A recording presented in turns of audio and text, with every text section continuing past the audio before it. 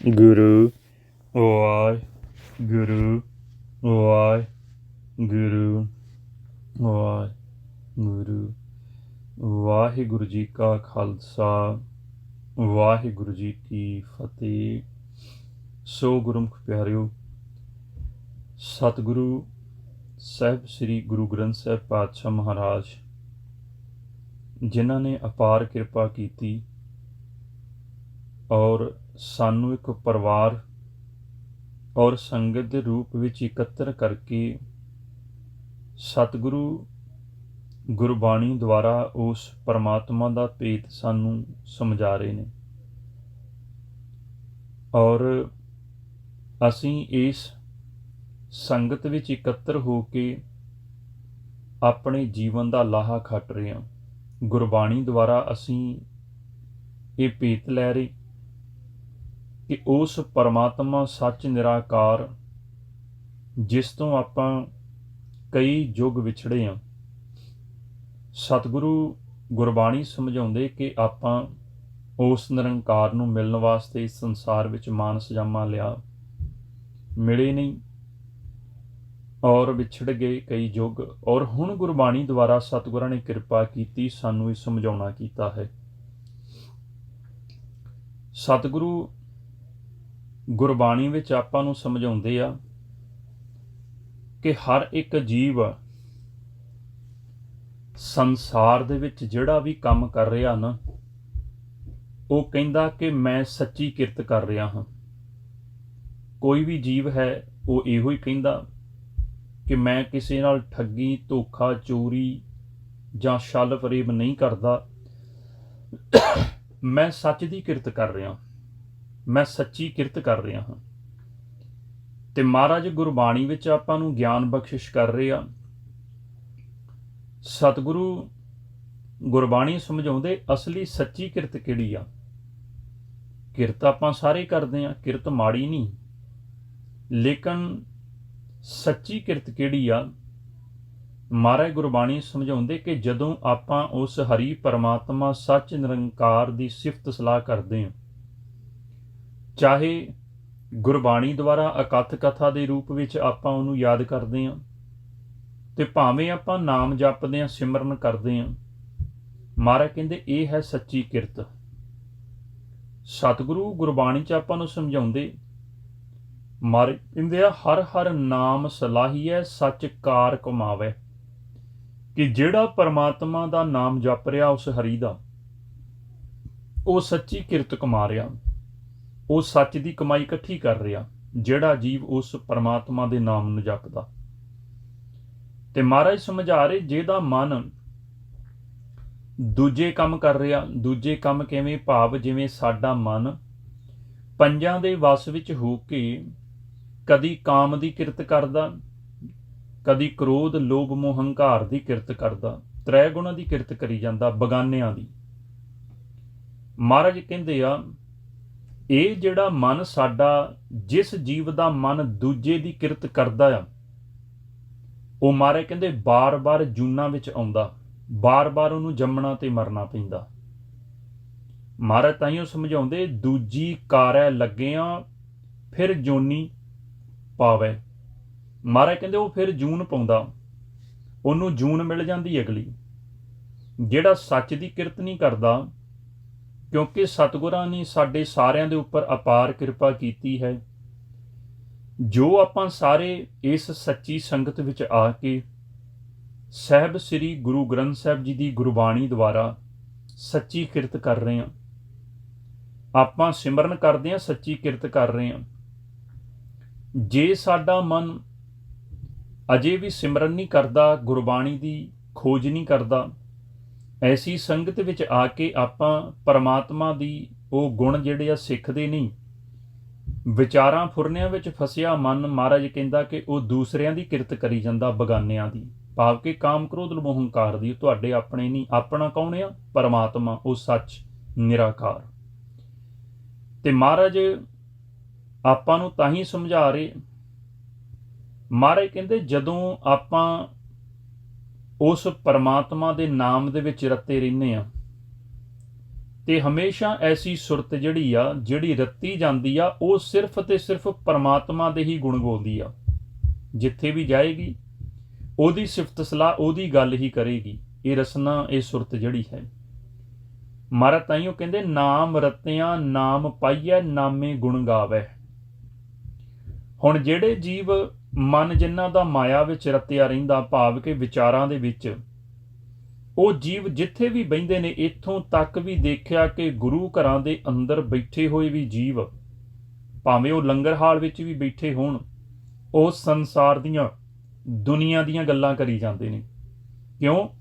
ਕਿਉਂਕਿ ਜਿਸ ਚੀਜ਼ ਦੇ ਵਿੱਚ ਮਨ ਰਤਿਆ ਗਿਆ, ਜਿਸ ਚੀਜ਼ ਵਿੱਚ ਮਨ ਰੰਗਿਆ ਗਿਆ, ਉਹਨਾਂ ਦੀ ਰਸਨਾ ਵੀ ਉਹੀ ਕਾਰ ਕਮਾਏਗੀ। ਉਹਨਾਂ ਦੀ ਰਸਨਾ ਨੇ ਵੀ ਉਹ ਬੋਲਣਾ ਜੋ ਅੰਦਰੋਂ ਮਨ ਕਹਿ ਰਿਹਾ, ਜੋ ਮਨ ਦੇ ਅੰਦਰ ਭਰਿਆ ਹੋਇਆ। ਤੇ ਮਹਾਰਾਜ ਕਹਿੰਦੇ ਜਿਹੜੇ ਨਾਮ ਵਿੱਚ ਰੱਤੇ ਜਾਂਦੇ ਨੇ, ਉਹ ਫਿਰ ਪ੍ਰਮਾਤਮਾ ਦੀ ਗੱਲ ਕਰਦੇ ਨੇ, ਭਾਵੇਂ ਪਾਰਕ ਵਿੱਚ ਬੈਠੇ ਹੋਣ ਤੇ ਭਾਵੇਂ ਗੁਰੂ ਘਰ ਬੈਠੇ ਹੋਣ, ਭਾਵੇਂ ਕਿਸੇ ਮਹਿਫਿਲ ਦੇ ਵਿੱਚ ਬੈਠੇ ਹੋਣ, ਉਹ ਕੇਵਲ ਪਰਮਾਤਮਾ ਨਿਰਾਕਾਰ ਦੀ ਗੱਲ ਕਰਨਗੇ।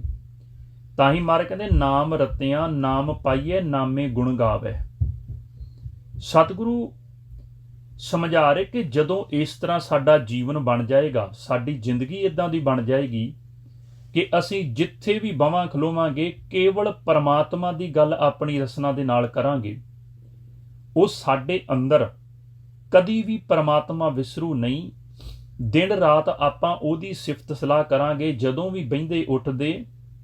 ਤੇ ਮਹਾਰਾਜ ਕਹਿੰਦੇ ਜਦੋਂ ਆਪਾਂ ਉਸ ਪਰਮਾਤਮਾ ਨਿਰਾਕਾਰ ਦੇ ਉਸ ਸ਼ਬਦ ਨੂੰ ਸਲਾਹੁੰਦੇ ਆ, ਤੇ ਮਹਾਰਾਜ ਕਹਿੰਦੇ ਫਿਰ ਐਸੀ ਕਿਰਪਾ ਆ ਜਾਂਦੀ, ਐਸੇ ਗੁਰਮੁਖ ਜੀਵ ਜਿਹੜੇ ਨੇ ਉਹ ਫਿਰ ਨਾਮ ਵਿੱਚ ਆਪਣੇ ਆਪ ਸਮਾ ਜਾਂਦੇ ਨੇ। ਤਾਂ ਹੀ ਸਤਿਗੁਰੂ ਆਪਾਂ ਨੂੰ ਗੁਰਬਾਣੀ ਦੇ ਰਾਹ ਗਿਆਨ ਬਖਸ਼ਿਸ਼ ਕਰਦੇ। ਮਹਾਰਾਜ ਕਹਿੰਦੇ ਗੁਰ ਕੈ ਸ਼ਬਦ ਸਲਾਹੀਐ ਹਰ ਨਾਮ ਸਮਾਵੈ। ਹੁਣ ਨਾਮ ਦੇ ਵਿੱਚ ਸਮਾਉਣਾ ਕੋਈ ਨਿੱਕੀ ਗੱਲ ਨਹੀਂ, ਕੋਈ ਛੋਟੀ ਗੱਲ ਨਹੀਂ। ਨਾਮ ਜਪਣਾ ਹੀ ਬਹੁਤ ਅਜੇ ਔਖਾ ਆ। ਉਸ ਤੋਂ ਬਾਅਦ ਅੰਦਰ ਨਾਮ ਪ੍ਰਗਟ ਹੋ ਜਾਣਾ ਵੀ ਹੋਰ ਮਾਰਗ ਕਠਿਨ ਹੋ ਜਾਂਦਾ। ਫਿਰ ਜੇ ਅੰਦਰ ਨਾਮ ਚੱਲਦਾ ਵੀ ਆ ਤੇ ਮਨ ਜਿਹੜਾ ਵਾ ਉਸ ਨਾਮ ਨੂੰ ਸੁਣਦਾ ਹੀ ਨਹੀਂ, ਫਿਰ ਵੀ ਫੁਰਨੇ ਮਾਇਆ ਦੇ ਵਿੱਚ ਰਹਿੰਦਾ। ਤੇ ਨਾਮ ਸਮਾਉਣਾ, ਜਦੋਂ ਜਿਉਂ-ਜਿਉਂ ਕਮਾਈ ਇਹ ਨਾਮ ਦੀ ਸਿਮਰਨ ਦੀ ਸਾਡੇ ਮਨ ਦੀ ਵੱਧਦੀ ਜਾਂਦੀ ਆ, ਫਿਰ ਮਹਾਰਾਜ ਕਹਿੰਦੇ ਉਹ ਸਤਿਗੁਰ ਵੀ ਦੇਖਦਾ ਨਿਰਾਕਾਰ ਕਿ ਇਹ ਬੱਚਾ, ਮਨ ਬੱਚਾ ਜਿਹੜਾ ਸੰਸਾਰ 'ਚ ਗਿਆ ਸੀ, ਭਾਵੇਂ ਉਹਨੇ ਕੱਪੜਾ ਇਸਤਰੀ ਦਾ ਪਹਿਨਿਆ ਤੇ ਭਾਵੇਂ ਕੱਪੜਾ ਪੁਰਸ਼ ਦਾ, ਭਾਵ ਕਿ ਸਰੀਰ ਦੀ ਗੱਲ ਹੋਈ, ਭਾਵੇਂ ਉਹ ਸਰੀਰ ਪੁਰਸ਼ ਆ ਤੇ ਭਾਵੇਂ ਇਸਤਰੀ ਕੱਪੜਾ ਆ, ਸਰੀਰ ਆ। ਮਹਾਰਾਜ ਕਹਿੰਦੇ ਜਿਹੜਾ ਵੀ ਉਹ ਗੁਰੂ ਦੇ ਸ਼ਬਦ ਦੀ ਸਲੋਤਾ ਕਰਦਾ ਵਾ, ਹਮੇਸ਼ਾ ਆਪਣੀ ਰਸਨਾ ਤੇ ਅੰਤਰਗਤ ਸਾਸ ਗਿਰਾਸ, ਸਾਸ ਸਾਸ ਉਸ ਮਾਲਕ ਨੂੰ ਧਿਆਉਂਦਾ। ਤੇ ਮਹਾਰਾਜ ਕਹਿੰਦੇ ਫਿਰ ਐਸੀ ਕਿਰਪਾ ਹੋ ਜਾਂਦੀ, ਉਹ ਫਿਰ ਨਾਮ ਵਿੱਚ ਸਮਾਇਆ ਜਾਂਦਾ। ਗੁਰ ਕੈ ਸ਼ਬਦ ਸਲਾਹੀਐ ਹਰ ਨਾਮ ਸਮਾਵੈ। ਹੁਣ ਆਪਾਂ ਕਹਿੰਦੇ ਜੀ ਅਸੀਂ ਸੇਵਾ ਕਰਕੇ ਆਏ ਜਾਂ ਸੇਵਾ ਕਰਨ ਚੱਲੇ। ਹੁਣ ਅਸੀਂ ਸੇਵਾ ਕਰਦੇ ਸੰਗਤ ਦੀ, ਜਿਹੜੀ ਗੁਰੂ ਦੀ ਸੰਗਤ ਹੁੰਦੀ ਆ। ਗੁਰੂ ਘਰਾਂ ਵਿੱਚ ਸੇਵਾ ਕਰਦੇ ਹਾਂ, ਗੁਰਪੁਰਬ ਤੇ ਸੇਵਾ ਕਰਦੇ ਹਾਂ, ਨਗਰ ਕੀਰਤਨ ਤੇ ਸੇਵਾ ਕਰਦੇ ਹਾਂ, ਪ੍ਰਭਾਤ ਫੇਰੀਆਂ ਤੇ ਕਿਤੇ ਨਾ ਕਿਤੇ ਆਪਾਂ ਸੇਵਾ ਜ਼ਰੂਰ ਕਰਦੇ ਹਾਂ। ਪਰ ਮਹਾਰਾਜ ਗੁਰਬਾਣੀ ਵਿੱਚ ਆਪਾਂ ਨੂੰ ਗਿਆਨ ਬਖਸ਼ਿਸ਼ ਕਰਦੇ, ਕਦੀ ਸਤਿਗੁਰ ਦੀ ਸੇਵਾ ਕੀਤੀ? ਜਿਸ ਨੂੰ ਆਪਾਂ ਪੜ੍ਹ ਤੇ ਲੈਂਦੇ ਹਾਂ, ਸਤਿਗੁਰ ਕੀ ਸੇਵਾ ਸਫਲ ਹੈ ਜੇ ਕੋ ਕਰੇ। ਉਹ ਕਾਹਦੇ ਨਾਲ ਹੋਏਗੀ? ਕਹਿੰਦੇ ਚਿੱਤ ਲਾਏ। ਆਪਣਾ ਚਿੱਤ ਮਨ ਜਦੋਂ ਨਿਰਾਕਾਰ ਦੇ ਸ਼ਬਦ ਨਾਲ ਜੁੜ ਜਾਂਦਾ, ਉਹ ਸਤਿਗੁਰ ਦੀ ਸੇਵਾ ਕਰਦਾ।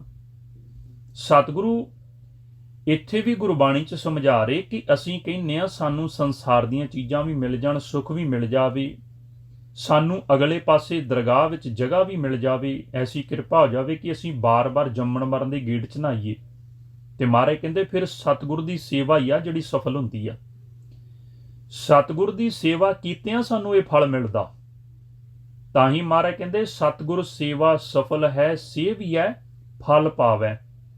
ਜੇ ਫਲ ਪਾਉਣਾ ਨਾਮ ਦਾ, ਜੇ ਫਲ ਪਾਉਣਾ ਤੁਸੀਂ ਅਗਲੇ ਪਾਸੇ ਉਸ ਸੱਚਖੰਡ ਦੇ ਵਿੱਚ, ਉਸ ਨਿੱਜ ਘਰ ਦੇ ਵਿੱਚ, ਉਸ ਨਿੱਜ ਮਹਿਲ ਦੇ ਵਿੱਚ, ਤੇ ਮਹਾਰਾਜ ਕਹਿੰਦੇ ਤੁਹਾਨੂੰ ਸਤਿਗੁਰ ਦੀ ਸੇਵਾ ਕਰਨੀ ਪਊਗੀ। ਹੁਣ ਆਪਾਂ ਕਦੀ ਸਤਿਗੁਰ ਦੀ ਸੇਵਾ ਤਾਂ ਨਹੀਂ ਕੀਤੀ। ਗੁਰੂ ਗ੍ਰੰਥ ਸਾਹਿਬ ਜੀ ਦੀ ਸੇਵਾ ਕਰ ਦਿੰਨੇ ਆਪਾਂ। ਕਿਹੜੀ? ਚੌਰ ਸਾਹਿਬ ਕਰ ਲਿਆ, ਰੁਮਾਲਾ ਸਾਹਿਬ ਚੜਾ ਲਿਆ, ਪਾਠ ਕਰ ਲਿਆ। ਤੇ ਮਹਾਰਾਜ ਕਹਿੰਦੇ ਇਹ ਗੁਰਬਾਣੀ ਗੁਰੂ ਸਾਹਿਬ ਤਾਂ ਉਸ ਪਰਮਾਤਮਾ ਸਤਿਗੁਰ ਦੀ ਸੇਵਾ ਬਾਰੇ ਕਹਿ ਰਹੇ ਜਿਹੜਾ ਮਨ ਕਰਦਾ ਆ, ਜਿਹੜਾ ਚਿੱਤ ਕਰਦਾ, ਜਿਹੜੀ ਸੁਰਤ ਕਰਦੀ ਉਹ ਸਤਿਗੁਰ ਦੀ ਸੇਵਾ। ਹੁਣ ਆਪਾਂ ਸਾਰਿਆਂ ਨੇ ਆਪਣੇ ਅੰਦਰ ਝਾਤੀ ਮਾਰਨੀ ਕਿ ਸਾਡਾ ਮਨ ਸਤਿਗੁਰ ਦੀ ਸੇਵਾ ਕਰ ਰਿਹਾ। ਜੇ ਨਹੀਂ ਕਰ ਰਿਹਾ, ਸਤਿਗੁਰ ਤਾਂ ਪਦਾਰਥ ਤੇ ਸਾਨੂੰ ਦੇਈ ਜਾ ਰਿਹਾ, ਉਹ ਮਾਲਕ ਨਿਰਾਕਾਰ ਸਵਾਸ ਵੀ ਦੇਈ ਜਾ ਰਿਹਾ। ਤੇ ਮਹਾਰਾਜ ਕਹਿੰਦੇ ਲੇਕਿਨ ਆਪਾਂ ਉਹਦੀ ਸੇਵਾ ਨਹੀਂ ਕਰ ਰਹੇ। ਤਾਂ ਹੀ ਤਾਂ ਦੂਸਰੇ ਪਾਤਸ਼ਾਹ ਗੁਰੂ ਅੰਗਦ ਦੇਵ ਪਾਤਸ਼ਾਹ ਮਹਾਰਾਜ ਆਪਾਂ ਨੂੰ ਇੱਥੇ ਸਮਝਾ ਰਹੇ ਅੱਜ ਦੇ ਪਾਵਨ ਬਚਨਾਂ ਵਿੱਚ, ਕਿਉਂ ਸੇਵਾ ਸਤਿਗੁਰ ਦੀ ਨਹੀਂ ਕਰ ਰਹੇ। ਹੁਣ ਮਹਾਰਾਜ ਕਹਿੰਦੇ ਆ ਜਿਹੜਾ ਸਾਡੇ ਮਨ ਨੂੰ ਚੰਗਾ ਲੱਗਦਾ ਅਸੀਂ ਉਹਦੀ ਸੇਵਾ ਕਰਦੇ ਹਾਂ। ਮਾਂ ਚੰਗੀ ਲੱਗਦੀ, ਮਾਂ ਦੀ ਸੇਵਾ, ਪਿਤਾ ਚੰਗਾ ਲੱਗਦਾ, ਪਿਤਾ ਦੀ ਸੇਵਾ ਕਰਨੀ ਚਾਹੀਦੀ ਹੈ, ਕਿਉਂਕਿ ਉਹਨਾਂ ਦੇ ਸਰੀਰਾਂ ਨੇ ਸਾਡੇ ਸਰੀਰ ਨੂੰ ਜਨਮ ਦਿੱਤਾ। ਲੇਕਿਨ ਸੁਰਤ ਕਰਕੇ ਆਪਾਂ ਸਤਿਗੁਰ ਦੀ ਸੇਵਾ ਕਰਨੀ, ਮਨ ਕਰਕੇ। ਹੁਣ ਤਾਂ ਹੀ ਤਾਂ ਮਹਾਰਾਜ ਕਹਿੰਦੇ ਆ ਕਿ ਸਾਡਾ ਆਪਣੀ ਸੁਰਤ ਨੂੰ ਕਹਿ ਰਹੇ ਸਤਿਗੁਰੂ ਕਿ ਮੇਰੀ ਨਿਮਾਣੀ ਦਾ ਸਿਰਫ ਤੂੰ ਆ।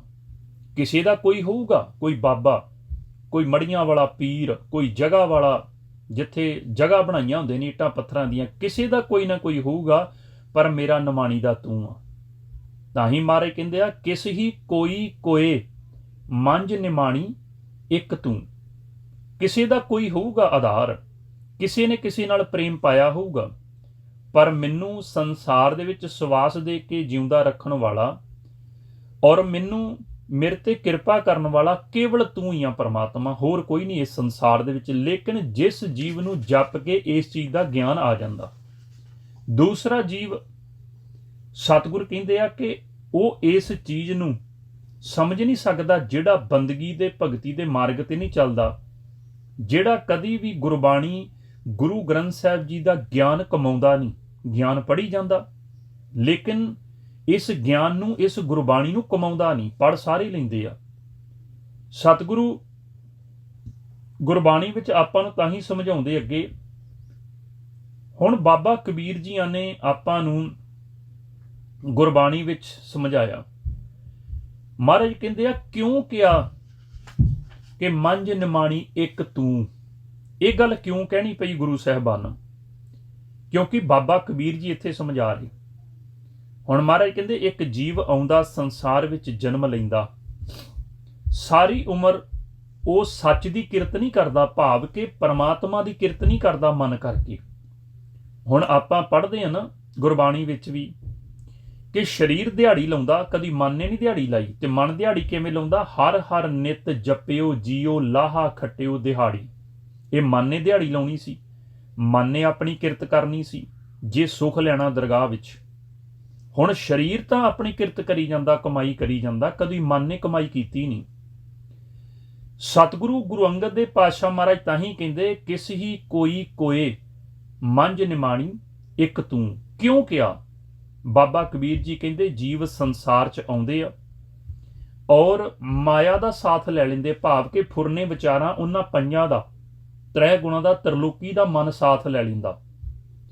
ਤੇ ਸਤਿਗੁਰ ਕਹਿੰਦੇ ਜਦੋਂ ਸੰਸਾਰ ਵਿੱਚ ਵਿਚਰਦਾ ਤੇ ਸਰੀਰ ਛੱਡਦਾ ਨਾ ਅਗਲੇ ਪਾਸੇ, ਜਿੱਥੇ ਹਿਸਾਬ ਮੰਗਿਆ ਜਾਂਦਾ ਉੱਥੇ ਫਿਰ ਪਛਤਾਉਂਦਾ। ਤਾਂ ਹੀ ਮਹਾਰਾਜ ਕਹਿੰਦੇ ਆ ਕਿ ਉੱਥੇ ਛਡਾਉਣਾ ਕਿੰਨੇ ਹੁੰਦਾ? ਉਸ ਸੱਚ ਨੇ, ਪਰਮਾਤਮਾ ਨਿਰਾਕਾਰ ਵਾਹਿਗੁਰੂ ਨੇ ਉਹਨਾਂ ਜਮਾਂ ਦੇ ਕੋਲੋਂ ਛਡਾਉਣਾ ਹੁੰਦਾ। ਲੇਕਿਨ ਜੇ ਆਪਾਂ ਸੱਚ ਦੀ ਕਮਾਈ ਕੀਤੀ ਹੋਊਗੀ, ਸਾਡੇ ਮਨ ਨੇ ਜੇ ਸੱਚ ਦੀ ਕਿਰਤ ਕੀਤੀ ਹੋਊਗੀ ਤਾਂ ਹੀ ਸੱਚ ਸਾਨੂੰ ਛਡਾ ਸਕਦਾ, ਉਹ ਪਰਮਾਤਮਾ ਵਾਹਿਗੁਰੂ। ਨਹੀਂ ਤਾਂ ਸਾਨੂੰ ਛਡਾ ਨਹੀਂ ਸਕਦਾ ਕੋਈ ਵੀ ਉੱਥੇ, ਉਹ ਪਰਮਾਤਮਾ ਤੋਂ ਬਗੈਰ। ਕਿਉਂ? ਕਿਉਂਕਿ ਉੱਥੇ ਕੋਈ ਵੀ ਭੈਣ ਭਰਾ, ਸਕਾ ਸੰਬੰਧੀ, ਦੋਸਤ ਮਿੱਤਰ ਨਹੀਂ ਜਾ ਸਕਦੇ। ਜਿੱਥੇ ਸਰੀਰ ਤੋਂ ਵੱਖ ਹੋ ਕੇ ਉਹ ਮਨ ਜਾਂਦਾ, ਜਿੱਥੇ ਉਹ ਆਤਮਾ ਜਾਂਦੀ, ਜਿੱਥੇ ਅੰਦਰਲਾ ਸਰੀਰ ਜਾਂਦਾ, ਉਸ ਜਗ੍ਹਾ ਦੇ ਉੱਪਰ ਸਤਿਗੁਰੂ ਗੁਰਬਾਣੀ ਵਿੱਚ ਤਾਂ ਹੀ ਆਪਾਂ ਨੂੰ ਸਮਝਾਉਂਦੇ। ਮਹਾਰਾਜ ਕਹਿੰਦੇ ਜਹਾਂ ਮਾਤ ਪਿਤਾ ਸੁਤ ਮੀਤ ਨਾ ਭਾਈ, ਮਨ ਊਹਾਂ ਨਾਮ ਤੇਰੇ ਸੰਗ ਸਹਾਈ। ਜਿੱਥੇ ਨਾ ਮਾਤਾ, ਨਾ ਪਿਤਾ, ਨਾ ਸੰਗੀ, ਨਾ ਸਾਥੀ, ਕੋਈ ਨਹੀਂ ਜਾ ਸਕਦਾ। ਮਨ ਊਹਾਂ, ਮਨ ਨੂੰ ਕਹਿ ਰਹੇ ਆ ਨਾ, ਮਨ ਨੂੰ ਸਮਝਾ ਰਹੇ, ਕਿਉਂਕਿ ਆਪਾਂ ਮਨ ਆ। ਮਨ ਊਹਾਂ ਨਾਮ ਤੇਰਾ ਸੰਗ ਸਹਾਈ, ਕਿ ਉੱਥੇ ਕੇਵਲ ਤੇ ਕੇਵਲ ਨਾਮ ਹੀ ਤੇਰਾ ਸਹਾਈ ਹੋ ਸਕਦਾ। ਇਸ ਪਰਿਵਾਰ ਨੇ, ਜਿਨ੍ਹਾਂ ਨੇ ਇਹ ਤੇਰੇ ਸਰੀਰ ਨਾਲ ਪਿਆਰ ਪਾ ਕੇ ਰੱਖਿਆ ਨਾ, ਉਹਨਾਂ ਨੇ ਇੱਕ ਦਿਨ ਇਸ ਸਰੀਰ ਨੂੰ ਚੁੱਕ ਕੇ ਅਗਨ ਦੇ ਵਿੱਚ ਸੁੱਟ ਆਉਣਾ, ਤੇ ਉਹਨਾਂ ਨੂੰ ਭੇਤ ਨਹੀਂ ਕਿ ਵਿੱਚੋਂ ਨਿਕਲਿਆ ਕੌਣ ਕਿੱਥੇ ਗਿਆ, ਉਹਦਾ ਕੋਈ ਲੇਖਾ ਵੀ ਹੋ ਰਿਹਾ। ਸਤਿਗੁਰੂ ਗੁਰਬਾਣੀ 'ਚ ਤਾਈਓ ਸਮਝਾਉਂਦੇ, ਕਹਿੰਦੇ ਇੱਕ ਆਇਆ ਸੰਸਾਰ ਵਿੱਚ, ਮਹਾਰਾਜ ਕਹਿੰਦੇ ਆ ਕਿ ਉਹ ਹੰਸ ਦੇ ਵਿੱਚੋਂ ਆ ਦੇਖੋ ਹੁਣ ਸਰੀਰ ਦੇ ਵਿੱਚ ਉਹ ਮਨ ਆ ਨਾ, ਮਨ ਰੂਹ ਜਿਹੜੀ ਆ, ਕਹਿੰਦੇ ਨਾ ਇਹਦੀ ਰੂਹ ਵੱਲ ਦੇਖਣ ਨੂੰ ਜੀ ਕਰਦਾ ਕਿੰਨਾ ਖਿੜਿਆ ਖਿੜਿਆ ਆ। ਤੇ ਮਹਾਰਾਜ ਕਹਿੰਦੇ ਜਿਸ ਦਿਨ ਉਹ ਹੰਸ ਵਿੱਚੋਂ ਨਿਕਲ ਜਾਂਦਾ, ਰੂਹ ਨਿਕਲ ਜਾਂਦੀ ਆ, ਤੇ ਜਿਵੇਂ ਆਪਾਂ ਦਰਖਤ ਨੂੰ ਕੱਟ ਦਈਏ ਜੜ ਤੋਂ, ਉਹ ਸੁੱਕਣਾ ਸ਼ੁਰੂ ਹੋ ਜਾਂਦਾ। ਇਸੇ ਤਰ੍ਹਾਂ ਸਰੀਰ ਦਾ ਰੰਗ ਜਿਹੜਾ ਹੋਰ ਤਰ੍ਹਾਂ ਕੁਮਲਾਉਣਾ ਸ਼ੁਰੂ ਹੋ ਜਾਂਦਾ ਜਦੋਂ ਬੰਦਾ ਮਰ ਜਾਂਦਾ, ਸਰੀਰ ਦਾ ਕਲਰ ਚੇਂਜ ਹੋ ਜਾਂਦਾ, ਇਹ ਜਿਹੜੀ ਦੇਹ ਆ ਕੁਮਲਾਉਣੀ ਸ਼ੁਰੂ ਹੋ ਜਾਂਦੀ। ਬਾਬਾ ਕਬੀਰ ਜੀ ਤਾਈਓ ਕਹਿੰਦੇ ਹੰਸ ਚਲਿਆ ਕਾਇਆ ਕੁਮਲਾਨੀ, ਕਹਿੰਦੇ ਕਾਇਆ ਸਰੀਰ ਕੁਮਲਾ ਜਾਂਦਾ ਜਦੋਂ ਹੰਸ ਵਿੱਚੋਂ ਨਿਕਲ ਜਾਂਦਾ, ਉੱਡ ਜਾਂਦਾ, ਉਹ ਮਨ ਬਾਹਰ ਹੋ ਜਾਂਦਾ। ਹੁਣ ਮਹਾਰਾਜ ਕਹਿੰਦੇ ਆ ਕਿ ਸੰਸਾਰ ਦੇ ਜੀਵ ਆਪਣੇ ਸਰੀਰ ਨੂੰ ਸ਼ਿੰਗਾਰ ਬਣਾਈ ਫਿਰਦੇ ਨੇ। ਮਹਾਰਾਜ ਤਾਈਓ ਕਹਿੰਦੇ ਆ ਉਹ ਸ਼ਿੰਗਾਰ ਇਸ ਤਰ੍ਹਾਂ ਦਾ, ਜਿਸ ਤਰ੍ਹਾਂ ਕੁਵਾਰੀ ਕੰਨਿਆ ਸ਼ਿੰਗਾਰ ਕਰ ਲਵੇ, ਪਰ ਉਹਦੇ ਸ਼ਿੰਗਾਰ ਦਾ ਫਾਇਦਾ ਕੋਈ ਨਹੀਂ। ਕਿਉਂ ਨਹੀਂ ਫਾਇਦਾ? ਕਿਉਂਕਿ ਉਹਦਾ ਕੋਈ ਪਤੀ ਨਹੀਂ, ਔਰ ਉਹਦਾ ਕਿਸੇ ਨੇ ਸਿਫਤ ਨਹੀਂ ਕਰਨੀ। ਕਿਉਂਕਿ ਹਰ ਇੱਕ ਔਰਤ ਇਸਤਰੀ ਇਸ ਕਰਕੇ ਸ਼ਿੰਗਾਰ ਕਰਦੀ ਹੈ ਕਿ ਆਪਣੇ ਪਤੀ ਨੂੰ ਚੰਗੀ ਲੱਗਾ, ਉਹਨੂੰ ਭਾ ਜਾਵਾਂ, ਉਹ ਮੇਰੀ ਸਿਫਤ ਕਰੇ, ਮੇਰੀ ਤਾਰੀਫ ਕਰੇ। ਸਤਿਗੁਰੂ ਗੁਰਬਾਣੀ 'ਚ ਤਾਂ ਹੀ ਸਮਝਾਉਂਦੇ, ਕਹਿੰਦੇ ਕੁਵਾਰ ਕੰਨਿਆ ਜੈਸੇ ਕਰਤ ਸ਼ਿੰਗਾਰਾ, ਕਿਉਂ ਰਲੀਆਂ ਮਨ ਹੈ ਬਾਝ ਪਤਾਰਾ। ਹੁਣ ਮਹਾਰਾਜ ਕਹਿੰਦੇ ਆ ਕਿ ਜਦੋਂ ਸੰਸਾਰ ਵਿੱਚੋਂ ਇਹ ਸਾਡੇ ਸਰੀਰ ਚੋਂ ਮਨ ਬਾਹਰ ਨਿਕਲ ਜਾਂਦਾ, ਹੁਣ ਜਿਹੜੇ ਸਵਾਸ ਸਾਨੂੰ ਗਿਣਤੀ ਦੇ ਦਿੱਤੇ ਹੋਏ ਆ, ਨਾ ਕਿਸੇ ਦੇ ਵੱਧ ਸਕਦੇ ਤੇ ਨਾ ਘਟ ਸਕਦੇ ਆ। ਕਿਉਂਕਿ ਮਹਾਰਾਜ ਕਹਿੰਦੇ ਆ ਗਿਣ ਘਾਲੇ ਸਭ ਦਿਵਸ ਸਾਸ, ਨਹੀਂ ਵੱਢਣ ਨਹੀਂ ਘਟਣ ਤਿਲ ਸਾਰ। ਇਹ ਵਾਧੇ ਘਟਦੇ ਨਹੀਂ, ਇਹ ਓਨੇ ਰਹਿੰਦੇ ਜਿੰਨੇ ਗਿਣਤੀ ਦੇ ਆਪਾਂ ਲਿਖਾ ਕੇ ਲਿਆਏ ਹੁੰਨੇ ਆ। ਮਰਨ ਲਿਖਾਏ ਮੰਡਲ ਮਹਿ ਆਏ। ਜਿਵੇਂ ਆਪਾਂ ਹਰ ਇੱਕ ਕੰਮ ਵਿੱਚ ਕਿਸੇ ਨਾ ਕਿਸੇ ਨਾਲ ਕੰਟਰੈਕਟ ਕਰਦੇ ਆ, ਇਸੇ ਤਰ੍ਹਾਂ ਇਹ ਜਿਹੜਾ ਮਨ ਵੀ ਇਸ ਸਰੀਰ ਨੂੰ ਲੈਣ ਵਾਸਤੇ ਪਰਮਾਤਮਾ ਨਾਲ ਕੰਟਰੈਕਟ ਕਰਦਾ ਵੀ ਮੈਨੂੰ ਇੰਨੇ ਕੁ ਸਵਾਸ ਬਹੁਤ ਆ, ਇੰਨੇ ਵਿੱਚ ਹੀ ਤੇਰਾ ਮਿਲਾਪ ਕਰਕੇ ਮੈਂ ਵਾਪਸ ਆ ਜਾਊਂਗਾ। ਹੁਣ ਮਹਾਰਾਜ ਕਹਿੰਦੇ ਵੀ ਸਵਾਸਾਂ ਦਾ ਧਨ ਤੇ ਲੈ ਰਿਹਾ ਪਰਮਾਤਮਾ ਕੋਲੋਂ, ਲਿਖਾ ਲੇ ਵੀ ਇੰਨਾ ਕੁ ਧਨ ਮੈਨੂੰ ਦੇ ਦੀ, ਉਹ ਰੋਜ਼ ਦਈ ਜਾ ਰਿਹਾ ਧਨ। ਹੁਣ ਮਹਾਰਾਜ ਕਹਿੰਦੇ ਆ ਕਿ ਧਨ ਨੂੰ ਖਰਚ ਕੇ ਜਦੋਂ ਬੰਦਾ ਵਾਪਸ ਜਾਂਦਾ, ਸਤਿਗੁਰੂ ਗੁਰਬਾਣੀ 'ਚ ਦੱਸਦੇ ਆ ਕਿ ਜਿਹੜੇ ਸਾਡੇ ਸਰੀਰ ਦੇ ਅੰਦਰ ਕਾਮ ਕ੍ਰੋਧ ਲੋਭ ਮੋਹ ਹੰਕਾਰ ਨੇ, ਉਹ ਮੁੜ ਕੇ ਜਮਾਂ ਦਾ ਰੂਪ ਧਾਰਨ ਕਰਕੇ ਸਾਹਮਣੇ ਬਣ ਕੇ ਆ ਜਾਂਦੇ ਨੇ। ਕਿਉਂਕਿ ਉਹਨਾਂ ਨੂੰ ਭੇਤ ਆ ਕਿ ਇਹਦੀ ਗੰਢ ਕਿੱਥੋਂ ਖੁੱਲਣੀ ਆ, ਕਿੱਥੋਂ ਇਹ ਸਰੀਰ ਚੋਂ ਬਾਹਰ ਕੱਢਿਆ ਜਾਏਗਾ, ਇਹਨੂੰ ਕਿਸ ਤਰੀਕੇ ਦੇ ਨਾਲ। ਫਿਰ ਮਹਾਰਾਜ ਕਹਿੰਦੇ ਆ ਕਿ ਜੋ ਗੁਰਬਾਣੀ ਸਮਝਾ ਰਹੇ, ਕਹਿੰਦੇ ਅਮਲ ਸਿਰਾਨੋ ਲੇਖਾ ਦੇਣਾ, ਕਿ ਤੈਨੂੰ ਲੇਖਾ ਦੇਣਾ ਪੈਣਾ। ਆਏ ਕਠਨ ਦੂਤ ਜਮ ਲੈਣਾ, ਤੈਨੂੰ ਜਮਦੂਤ ਲੈਣ ਵਾਸਤੇ ਆਏ ਹੋਏ ਨੇ, ਚੱਲ ਉੱਠ, ਤੈਨੂੰ ਜਾਣਾ ਪਏਗਾ ਸੰਸਾਰ ਵਿੱਚੋਂ। ਫਿਰ ਇੱਥੇ ਸਤਿਗੁਰ ਕਹਿ ਰਹੇ ਕਿ ਉਹਦੇ ਕੋ ਫਿਰ ਪੁੱਛਿਆ ਜਾਂਦਾ, ਕਿਆ ਤੈਂ ਖੱਟਿਆ ਕਹਾਂ ਗਵਾਇਆ, ਜਿਹੜਾ ਸਵਾਸਾਂ ਦਾ ਧਨ ਲੈ ਕੇ ਤੂੰ ਸੰਸਾਰ ਵਿੱਚ ਆਇਆ ਸੀ, ਉਹ ਸਵਾਸਾਂ ਦੇ ਧਨ ਦੀ ਤੂੰ ਕੀ ਕਮਾਈ ਕੀਤੀ ਆ? ਕਿਆ ਤੈਂ ਖੱਟਿਆ, ਕੀ ਖੱਟੀ ਕੀਤੀ, ਕਹਾਂ ਗਵਾਇਆ, ਕਿ ਉਹਨਾਂ ਪੰਜਾਂ ਦੇ ਵਸ ਵਿੱਚ ਹੋ ਕੇ ਇਹ ਤ੍ਰੈ ਗੁਣਾ ਤਰਲੋਕੀ, ਰਜੋ ਗੁਣ, ਤਮੋ ਗੁਣ, ਸਤੋ ਗੁਣ ਦੀ ਮਾਇਆ ਵਿੱਚ ਗਵਾ ਕੇ ਆ ਗਿਆ। ਇਹ ਕੱਲੇ ਕੱਲੇ ਦਾ ਹਿਸਾਬ ਦੇ ਤੈਨੂੰ ਦੇਣਾ ਪੈਣਾ।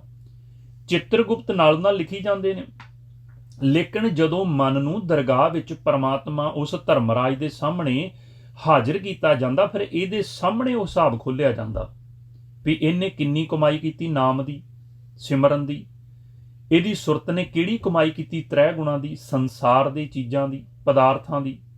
ਤਾਂ ਹੀ ਮਹਾਰਾਜ ਕਹਿੰਦੇ ਆ, ਕਿਆ ਤੈਂ ਖੱਟਿਆ ਕਹਾਂ ਗਵਾਇਆ, ਚਲੋ ਸਿਤਾਬ ਦੀਵਾਨ ਬੁਲਾਇਆ। ਚਲੋ ਉੱਠੋ, ਤੈਨੂੰ ਉਸ ਦਰਗਾਹ ਦੇ ਵਿੱਚ ਬੁਲਾਇਆ ਗਿਆ। ਚੱਲ ਦਰਹਾਲ ਦੀਵਾਨ ਬੁਲਾਇਆ, ਹਰ ਫੁਰਮਾਨ ਦਰਗਾਹ ਕਾ ਆਇਆ, ਕਿ ਫਰਮਾਨ ਦਰਗਾਹ ਚੋਂ ਆਇਆ, ਤੈਨੂੰ ਜਾਣਾ ਪੈਣਾ। ਹੁਣ ਜਿਵੇਂ ਅਸੀਂ ਸੰਸਾਰ ਵਿੱਚ ਚਲਾਕੀ ਕਰਦੇ ਹਾਂ, ਸ਼ੈਤਾਨੀ ਕਰਦੇ ਹਾਂ, ਕਿਹੜੀ ਕਰਦੇ ਹਾਂ?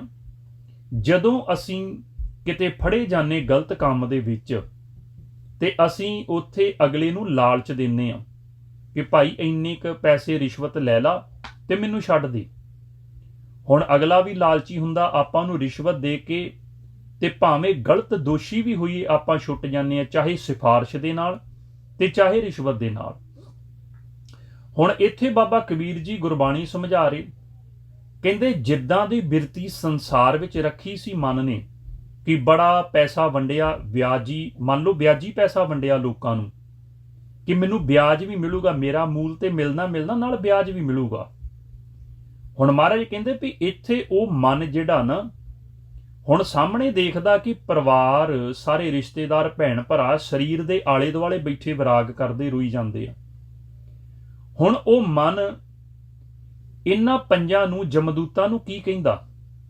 ਮਹਾਰਾਜ ਸਮਝਾਉਂਦੇ ਆ, ਕਹਿੰਦੇ ਕਰੂੰ ਅਰਦਾਸ ਗਾਂਵ ਕਿਛ ਬਾਕੀ, ਮੈਂ ਤੁਹਾਡੇ ਅੱਗੇ ਬੇਨਤੀ ਕਰਦਾ, ਅਰਦਾਸ ਕਰਦਾ ਕਿ ਮੇਰਾ ਸੰਸਾਰ ਦੇ ਵਿੱਚ ਲੈਣ ਦੇਣ ਕੁਛ ਪਿੰਡ ਪਏ ਨੇ, ਮੈਂ ਉਹਨਾਂ ਤੋਂ ਲੈਣ ਦੇਣ ਕਰ ਲਵਾਂ।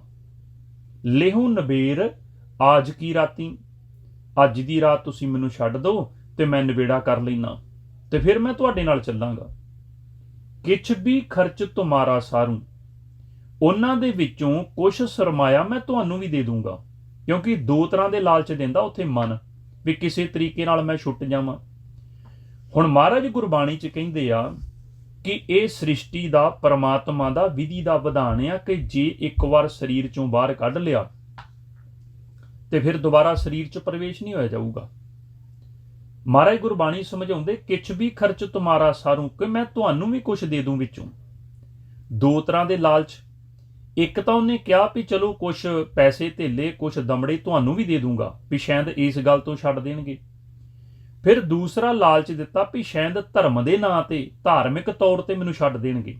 ਜਿਵੇਂ ਅੱਜ ਕੱਲ ਸੰਸਾਰ 'ਚ ਲੋਕੀ ਕਰਦੇ ਨੇ, ਲੋਕਾਂ ਨੂੰ ਲੁੱਟਣ ਵਾਸਤੇ ਧਰਮੀ ਬਣੇ ਹੋਏ ਨੇ, ਧਾਰਮਿਕ ਬਣੇ ਹੋਏ ਨੇ, ਆਪਣੇ ਆਪ ਨੂੰ ਬਾਬੇ ਕਹਾਉਣ ਵਾਲੇ ਬਣੇ ਹੋਏ ਨੇ ਕਿ ਬਹੁਤ ਧਾਰਮਿਕ ਆ ਜੀ, ਬੜਾ ਚੰਗਾ ਜੀ, ਗੱਲਾਂ ਬੜੀਆਂ ਵਧੀਆ ਕਰਦਾ ਜੀ, ਸਾਡੇ ਸਾਹਮਣੇ ਬੜੀ ਰਹਿਤ ਮਰਿਆਦਾ 'ਚ ਰਹਿੰਦਾ।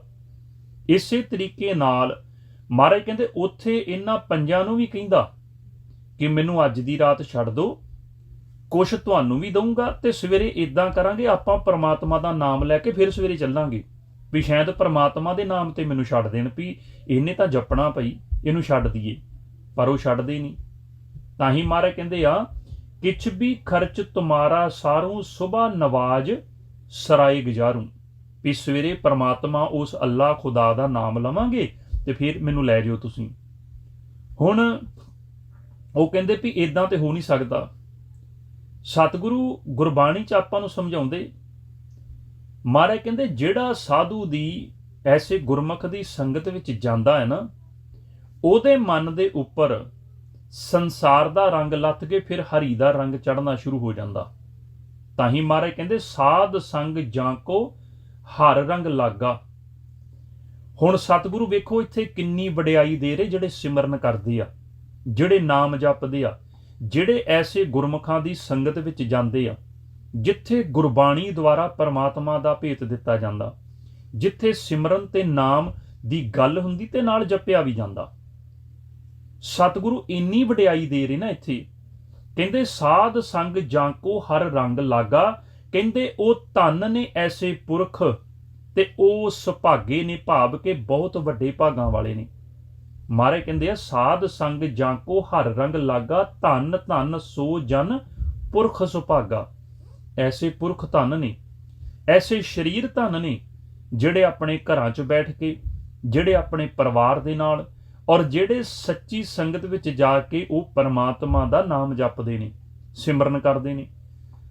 ਹੁਣ ਆਪਾਂ ਵੀ ਤੇ ਇੱਥੇ ਬੈਠ ਕੇ ਸਿਮਰਨ ਕਰਦੇ ਹਾਂ, ਇਸ ਸੰਗਤ ਵਿੱਚ ਆ ਕੇ ਆਪਾਂ ਸਾਰੇ ਇਕੱਠੇ ਹੋ ਕੇ। ਇਹਦਾ ਮਤਲਬ ਅਸੀਂ ਵੀ ਵੱਡੇ ਭਾਗਾਂ ਵਾਲੇ ਬਣ ਗਏ ਹਾਂ।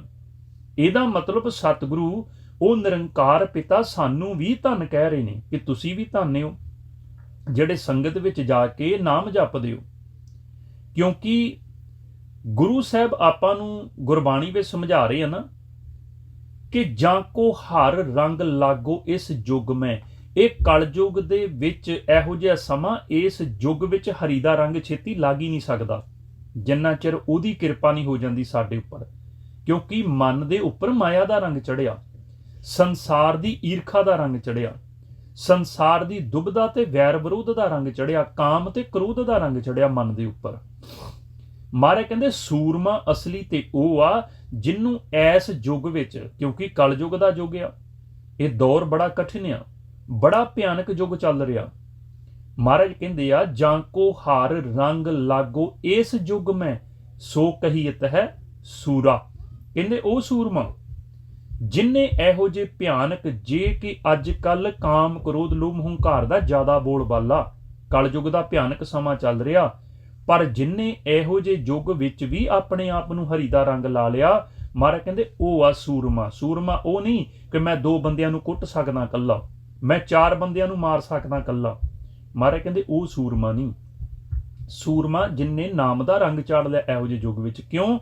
ਕਿਉਂਕਿ ਸੰਸਾਰ ਦੇ ਜੀਵਾਂ ਨੂੰ ਆਪਣੇ ਅਧੀਨ ਕਰਨਾ, ਕੁੱਟ ਲੈਣਾ, ਮਾਰ ਦੇਣਾ ਕਿਸੇ ਸ਼ਸਤਰ ਹਥਿਆਰ ਦੇ ਨਾਲ ਬਹੁਤ ਸੌਖਾ, ਪਰ ਆਪਣੇ ਆਪ ਦੇ ਅੰਦਰ ਜਿਹੜੇ ਉਹ ਬੈਠੇ ਹੋਏ ਨੇ 5 ਵਿਸ਼ੇ ਵਿਕਾਰ, ਉਹਨਾਂ ਨੂੰ ਵਸ ਵਿੱਚ ਕਰਨਾ ਸਭ ਤੋਂ ਜ਼ਿਆਦਾ ਔਖਾ। ਉਹਨਾਂ ਨੂੰ ਕੁੱਟਣਾ ਬਹੁਤ ਔਖਾ, ਉਹਨਾਂ ਦੇ ਨਾਲ ਯੁੱਧ ਕਰਨਾ ਬਹੁਤ ਔਖਾ। ਬਾਹਰ ਯੁੱਧ ਅਸੀਂ ਕਰ ਸਕਦੇ ਹਾਂ ਕਿਸੇ ਤਰੀਕੇ ਨਾਲ, ਆਪਣੇ ਆਪ ਨਾਲ ਯੁੱਧ ਨਹੀਂ ਕਰ ਸਕਦੇ। ਸਤਿਗੁਰੂ ਤਾਂ ਹੀ ਸਮਝਾਉਂਦੇ, ਕਹਿੰਦੇ ਧੰਨ ਧੰਨ ਸੋ ਜਨ ਪੁਰਖ ਸੁਭਾਗਾ। ਕਹਿੰਦੇ ਧੰਨ ਨੇ ਐਸੇ ਪੁਰਖ ਜਿਹੜੇ ਇਹੋ ਜਿਹੀ ਸੰਗਤ ਵਿੱਚ ਆ ਕੇ ਸਤਿਗੁਰ ਕਹਿੰਦੇ ਨਾਮ ਜਪਦੇ ਨੇ, ਸਿਮਰਨ ਕਰਦੇ ਨੇ, ਸਿਮਰਨ ਕਰਦੇ ਕਰਦੇ ਪੰਜਾਂ ਨੂੰ ਆਪਣੇ ਵਸ ਵਿੱਚ ਕਰ ਲੈਂਦੇ ਨੇ। ਜਿੱਥੇ ਆਪ ਪੰਜਾਂ ਦੇ ਵਸ ਵਿੱਚ ਹੋਏ ਸੀ, ਹੁਣ ਫਿਰ ਇਹਨਾਂ ਨੇ ਐਸਾ ਜਪਿਆ ਕਿ ਮਹਾਰਾਜ ਕਹਿੰਦੇ ਇਹਨਾਂ ਨੇ ਪੰਜਾਂ ਨੂੰ ਆਪਣੇ ਵਸ ਵਿੱਚ ਕਰ ਲਿਆ। ਸਤਿਗੁਰੂ ਗੁਰਬਾਣੀ ਸਮਝਾਉਂਦੇ, ਕਹਿੰਦੇ ਉਹ ਜਿਹੜਾ ਪਰਮਾਤਮਾ ਨਿਰਾਕਾਰ ਵਾਹਿਗੁਰੂ, ਜਦੋਂ ਆਪਾਂ ਜਪਦੇ ਆ ਸਾਡੇ ਅੰਦਰ ਬਖਸ਼ਿਸ਼ ਨਾਮ ਦੀ, ਉਹ ਸ਼ਬਦ ਦੀ ਹੋ ਜਾਂਦੀ ਆ, ਤੇ ਮਹਾਰਾਜ ਕਹਿੰਦੇ ਇੱਥੇ ਤੇ ਉੱਥੇ ਵੀ ਉਹ ਤੁਹਾਡਾ ਸੁਹੇਲਾ ਬਣ ਜਾਂਦਾ, ਸਾਥੀ ਬਣ ਜਾਂਦਾ। ਉਹ ਨਾਮ, ਉਹ ਸ਼ਬਦ, ਉਹ ਪਰਮਾਤਮਾ ਵਾਹਿਗੁਰੂ ਇੱਥੇ ਸੰਸਾਰ ਵਿੱਚ ਵੀ ਤੁਹਾਡੇ ਮਨ ਨੂੰ ਦੁਖੀ ਨਹੀਂ ਹੋਣ ਦਿੰਦਾ। ਜੇ ਤੁਹਾਨੂੰ ਕੌੜੇ ਬੋਲ ਕਿਸੇ ਨੇ ਬੋਲਤੇ, ਕਿਸੇ ਨੇ ਨਕਾਰਤਾ, ਕਿਸੇ ਨੇ ਠੁਕਰਾਤਾ, ਤੁਹਾਡੇ ਮਨ ਨੂੰ ਕੋਈ ਫਰਕ ਨਹੀਂ ਪੈਣਾ। ਜੇ ਤੁਹਾਨੂੰ ਕੋਈ ਪ੍ਰਾਪਤੀ ਹੋਗੀ, ਤੁਹਾਡੇ ਮਨ ਨੂੰ ਖੁਸ਼ੀ ਦਾ ਕੋਈ ਫਰਕ ਨਹੀਂ ਪੈਣਾ। ਤੇ ਮਹਾਰਾਜ ਕਹਿੰਦੇ ਅਗਲੇ ਪਾਸੇ ਜਾ ਕੇ ਵੀ ਤੁਹਾਡਾ ਸੁਹੇਲਾ ਬਣ ਜਾਂਦਾ ਐਸਾ ਗੁਰਮੁਖ, ਐਸਾ ਵਾਹਿਗੁਰੂ ਪਰਮਾਤਮਾ, ਕਿਉਂਕਿ ਅੱਗੇ ਉਹ ਖਲੋਤਾ ਹੁੰਦਾ। ਤਾਂ ਹੀ ਮਹਾਰਾਜ ਕਹਿੰਦੇ ਈਤ ਊਤ ਜਨ ਸਦਾ ਸੁਹੇਲੇ। ਉਹ ਜਿਹੜੇ ਪਰਮਾਤਮਾ ਦੇ ਜਨ ਹੁੰਦੇ ਨੇ, ਮਹਾਰਾਜ ਕਹਿੰਦੇ ਇੱਥੇ ਵੀ ਤੇ ਉੱਥੇ ਵੀ ਉਹ ਤੁਹਾਡੇ ਸਦਾ ਸੁਹੇਲੇ ਹੁੰਦੇ ਨੇ। ਤੇ ਮਹਾਰਾਜ ਕਹਿੰਦੇ ਆ ਫਿਰ ਐਸੇ ਗੁਰਮੁਖ ਕੀ ਕਰਦੇ ਨੇ, ਆਪਣਾ ਜਨਮ ਜਿਹੜਾ ਇਸ ਸੰਸਾਰ ਤੋਂ ਜਿੱਤ ਕੇ ਜਾਂਦੇ ਨੇ ਪੰਜਾਂ ਦੇ ਕੋਲੋਂ। ਤਾਂ ਹੀ ਮਹਾਰਾਜ ਕਹਿੰਦੇ ਜਨਮ ਪਦਾਰਥ ਜੀਤ ਅਮੁੱਲੇ। ਮਹਾਰਾਜ ਕਹਿੰਦੇ ਅਮੁੱਲਾ ਜਿਹੜਾ ਜਨਮ ਆ, ਇਹ ਮਨੁੱਖਾ ਸਰੀਰ ਅਨਮੁੱਲਾ ਆ, ਦੁਬਾਰਾ ਨਹੀਂ ਜਿਹੜਾ ਮਿਲਣਾ। ਮਹਾਰਾਜ ਕਹਿੰਦੇ ਉਹਨੂੰ ਜਿੱਤ ਕੇ ਜਾਂਦੇ ਨੇ ਤੇ ਪੰਜਾਂ ਨੂੰ ਹਰਾ ਕੇ ਜਾਂਦੇ ਨੇ। ਹੁਣ ਆਪਾਂ ਦੇਖਣਾ ਕਿ ਸਾਡਾ ਮਨ ਰੋਜ਼ ਇਹਨਾਂ ਪੰਜਾਂ ਤੋਂ ਜਿੱਤਦਾ ਕਿ ਇਹ 5 ਜਿੱਤ ਜਾਂਦੇ ਨੇ ਸਾਡੇ ਕੋਲੋਂ। ਭਾਵ ਕਿ ਜੇ ਤੇ ਸੁਰਤ ਸਾਡੀ ਪਰਮਾਤਮਾ ਨਿਰਾਕਾਰ ਦੇ ਨਾਲ ਜੁੜੀ ਰਹਿੰਦੀ ਆ, ਆਪਾਂ ਸੱਚ ਨੂੰ ਯਾਦ ਕਰਦੇ ਰਹਿੰਦੇ ਆ, ਸਿਮਰਨ ਕਰਦੇ ਆ, ਚਾਹੇ ਪਰਮਾਤਮਾ ਦੀ ਕਥਾ ਕਹਾਣੀ ਸੁਣ ਕੇ, ਫਿਰ ਤੇ ਅਸੀਂ ਰੋਜ਼ ਦੀ ਰੋਜ਼ ਉਹਨਾਂ ਨੂੰ ਜਿੱਤ ਰਹੇ ਆ। ਤੇ ਜੇ ਕਿਰਤ ਵਿੱਚ ਵੀ ਐਸਾ ਖੁੱਭ ਗਏ, ਕੰਮ ਕਰਨ ਤੋਂ, ਦਿਹਾੜੀ ਲਾਉਣ ਤੋਂ ਬਾਅਦ ਚ ਘਰ ਆ ਕੇ ਵੀ ਅਸੀਂ ਮੋਬਾਈਲਾਂ ਟੀਵੀਆਂ ਵਿੱਚ ਇੰਨਾ ਖੁੱਭ ਕੇ ਕਿ ਪਰਮਾਤਮਾ ਨੂੰ ਯਾਦ ਨਹੀਂ ਕੀਤਾ, ਤੇ ਫਿਰ ਮਾਰ ਕਹਿੰਦੇ ਤੁਸੀਂ ਹਾਰ ਰਹੇ ਹੋ ਤੇ ਉਹ ਜਿੱਤ ਰਹੇ ਆ। ਕਿਉਂਕਿ ਜਦੋਂ ਰਾਤ ਨੂੰ ਸਰੀਰ ਛੱਡਣਾ, ਸਵੇਰੇ ਜਾਗਣ ਤੋਂ ਲੈ ਕੇ ਰਾਤੀ ਸੌਣ ਤੱਕ ਜੋ ਵੀ ਮਨ ਨੇ ਕੀਤਾ, ਉਹ ਰੋਜ਼ ਦੀ ਰੋਜ਼ ਰਿਪੋਰਟ ਤਾਂ ਜਾਈ ਜਾਣੀ ਉੱਥੇ ਧਰਮਰਾਜ ਦੇ ਕੋਲ। ਸਤਿਗੁਰੂ ਗੁਰਬਾਣੀ ਸਮਝਾਉਂਦੇ, ਮਹਾਰਾਜ ਕਹਿੰਦੇ ਜਾਗਤ ਸੋਇਆ ਜਨਮ ਗਵਾਇਆ। ਮਹਾਰਾਜ ਕਹਿੰਦੇ ਮਨ ਜਿੰਨੇ ਜਾਗਣਾ ਸੀ, ਇਹ ਸੌਂ ਗਿਆ ਤੇ ਆਪਣਾ ਜਨਮ ਗਵਾ ਲਿਆ। ਕਿਉਂਕਿ ਜੇ ਅਭਿਆਸ ਕਰਕੇ, ਜਿਸ ਨੂੰ ਆਪਾਂ ਪੜ੍ਹਦੇ ਹਾਂ ਕਿ ਸਿਮਰ ਸਿਮਰ ਸਿਮਰ ਗੁਰ ਆਪਣਾ ਸੋਇਆ ਮਨ ਜਗਾਈ, ਕਿ ਜਿਹੜੇ ਜੀਵ ਨੇ ਸਿਮਰਨ ਕਰਕੇ ਨਾਮ ਜਪ ਕੇ ਆਪਣੇ ਮਨ ਨੂੰ ਜਗਾ ਲਿਆ, ਉਹ ਤਾਂ ਜਨਮ ਪਦਾਰਥ ਜਿੱਤ ਕੇ ਗਿਆ। ਤੇ ਜਿਹਦਾ ਮਨ ਅਜੇ ਜਾਗਿਆ ਹੀ ਨਹੀਂ, ਜਿਹਨੂੰ ਗੁਰੂ ਦੀ ਬਾਣੀ ਦੀ ਸਮਝ ਹੀ ਨਹੀਂ ਲੱਗੀ, ਜਿਹਨੂੰ ਅੰਦਰੋਂ ਨਾਮ ਦੀ ਪਦਾਰਥ ਦੀ ਪ੍ਰਾਪਤੀ ਨਹੀਂ ਹੋਈ, ਅੰਦਰੋਂ ਉਹ ਹਰੀ ਦਾ ਰਸ ਆਇਆ ਹੀ ਨਹੀਂ, ਤੇ ਮਹਾਰਾਜ ਕਹਿੰਦੇ ਸਮਝ ਲਓ ਉਹ ਆਪਣਾ ਜਨਮ ਗਵਾ ਰਿਹਾ। ਜਾਗਤ ਸੋਇਆ ਕਿਉਂਕਿ ਮਨ ਸੁੱਤਾ। ਤੇ ਸਤਿਗੁਰ ਕਹਿੰਦੇ ਆ ਸੁੱਤੜੇ ਅਸੰਖ, ਅਸੰਖਾਂ ਦੀ ਗਿਣਤੀ ਵਿੱਚ, ਮਾਇਆ ਝੂਠੀ ਕਾਰਨੇ, ਨਾਨਕ ਸਿਹ ਜਗਨ ਜੇ ਰਸਨਾ ਨਾਮ ਉਚਾਰਨੇ। ਜਿਹੜੇ ਜ਼ੁਬਾਨ ਦੇ ਨਾਲ ਜਪ ਕੇ ਉਸ ਪਰਮਾਤਮਾ ਦਾ ਨਾਮ ਉਚਾਰਨ ਕਰਦੇ ਨੇ, ਮਹਾਰਾਜ ਕਹਿੰਦੇ ਐਸੇ ਮਨ ਜਾਗਦੇ ਨੇ, ਨਹੀਂ ਤਾਂ ਮਨ ਸੁੱਤੇ ਰਹਿੰਦੇ ਨੇ। ਜਿਹੜੇ ਪਰਮਾਤਮਾ ਦੀ ਆਰਾਧਨਾ ਨਹੀਂ ਕਰਦੇ, ਜਿਹੜਾ ਉਹਦਾ ਸਿਮਰਨ ਨਹੀਂ ਕਰਦੇ, ਜਿਹੜੇ ਉਹਨੂੰ ਯਾਦ ਨਹੀਂ ਕਰਦੇ। ਤੇ ਮਹਾਰਾਜ ਕਹਿੰਦੇ ਫਿਰ ਕੀ ਹੋਇਆ? ਕਹਿੰਦੇ ਇਹ ਜਿਹੜੇ ਮਨ ਨੇ ਜਾਗਣਾ ਸੀ ਇਹ ਜੋ ਸੌਂ ਗਿਆ ਤੇ ਸੁੱਤਾ ਹੋਇਆ ਸੰਸਾਰ ਦਾ ਮਾਲ ਤੇ ਧਨ। ਹੁਣ ਇੱਥੇ ਧਨ ਦੀ ਗੱਲ ਕੀਤੀ ਆ, ਧਨ ਦਾ ਭਾਵ ਪੈਸੇ ਤੇ ਹੋਰ ਵੀ ਕਈ ਤਰ੍ਹਾਂ ਦੀ ਸੰਪਤੀ, ਸੋਨਾ ਗਹਿਣਾ, ਚਾਂਦੀ, ਹੀਰੇ ਜਵਾਹਰਾਤ, ਹੋਰ ਕਈ ਕੁਛ।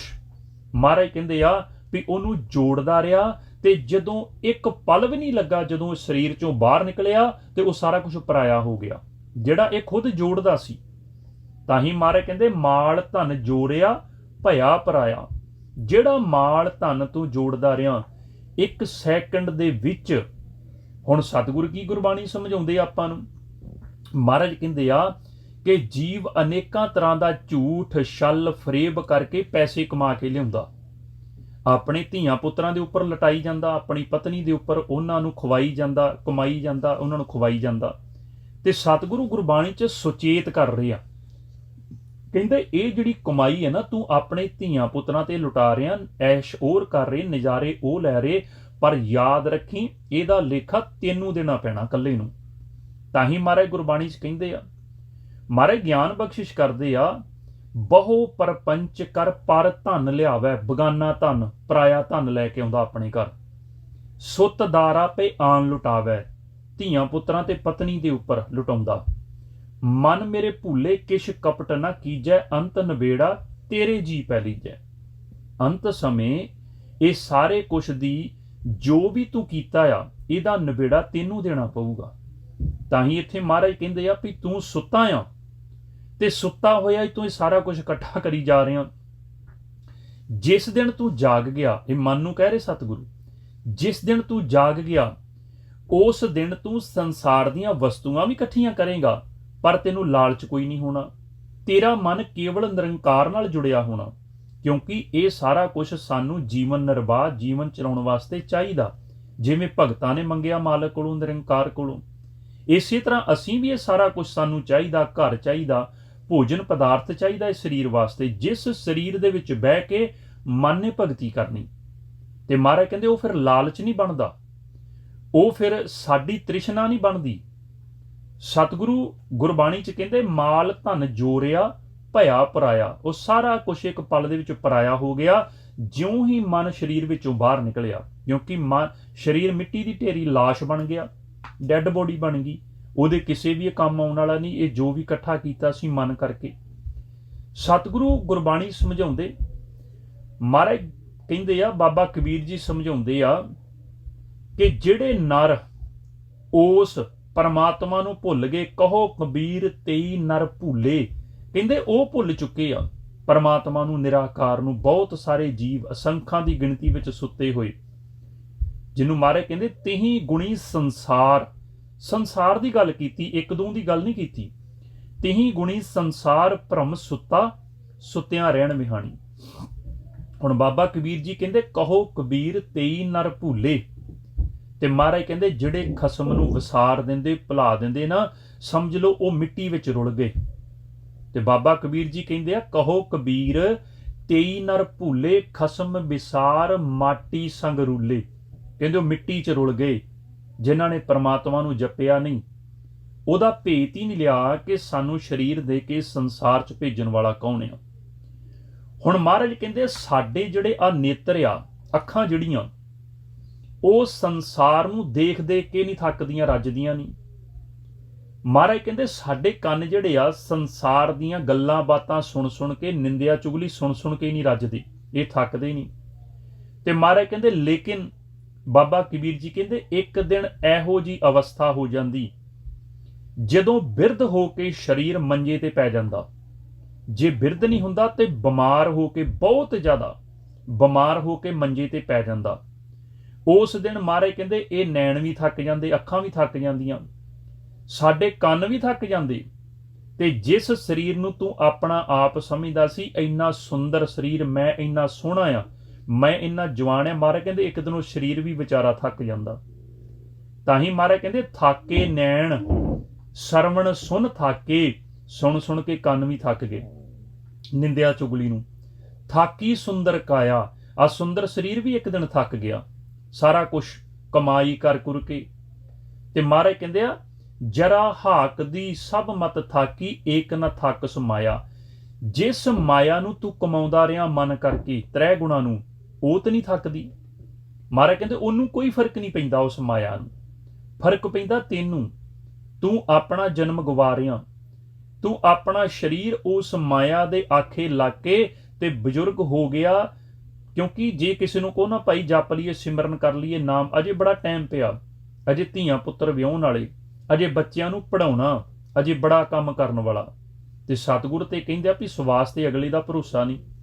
ਇਹ ਸਰੀਰ ਹੌਲੀ ਹੌਲੀ ਜਦੋਂ ਤੇਰਾ ਥੱਕ ਗਿਆ, ਕਿਉਂਕਿ ਮਹਾਰਾਜ ਗੁਰਬਾਣੀ 'ਚ ਤਾਂ ਇੱਥੋਂ ਤੱਕ ਵੀ ਕਹਿ ਰਹੇ ਕਿ ਨਾਮ ਜਪਣ ਦੀ ਵੀ ਇੱਕ ਅਵਸਥਾ, ਇੱਕ ਉਮਰ ਹੁੰਦੀ ਆ, ਇੱਕ ਆਰਜੂ ਹੁੰਦੀ ਆ। ਨਹੀਂ ਤਾਂ ਐਸੀ ਉਮਰ ਹੋ ਜਾਂਦੀ ਕਿ ਬੈਠੇ ਬਿਠਾਏ ਅੱਖਾਂ 'ਚੋਂ ਪਾਣੀ ਵਗੀ ਜਾਂਦਾ। ਤੇ ਮਹਾਰਾਜ ਕਹਿੰਦੇ ਨੈਣੋ ਨੀਰ ਬਹੇ ਤਨ ਖੀਨਾ, ਸਰੀਰ ਥੱਕ ਜਾਂਦਾ, ਬੁੱਢਾ ਹੋ ਜਾਂਦਾ। ਭਏ ਕੇਸ ਦੁੱਧ ਬਾਣੀ, ਮਹਾਰਾਜ ਕਹਿੰਦੇ ਵਾਲ ਦੁੱਧ ਵਰਗੇ ਚਿੱਟੇ ਸਫੇਦ ਹੋ ਜਾਂਦੇ।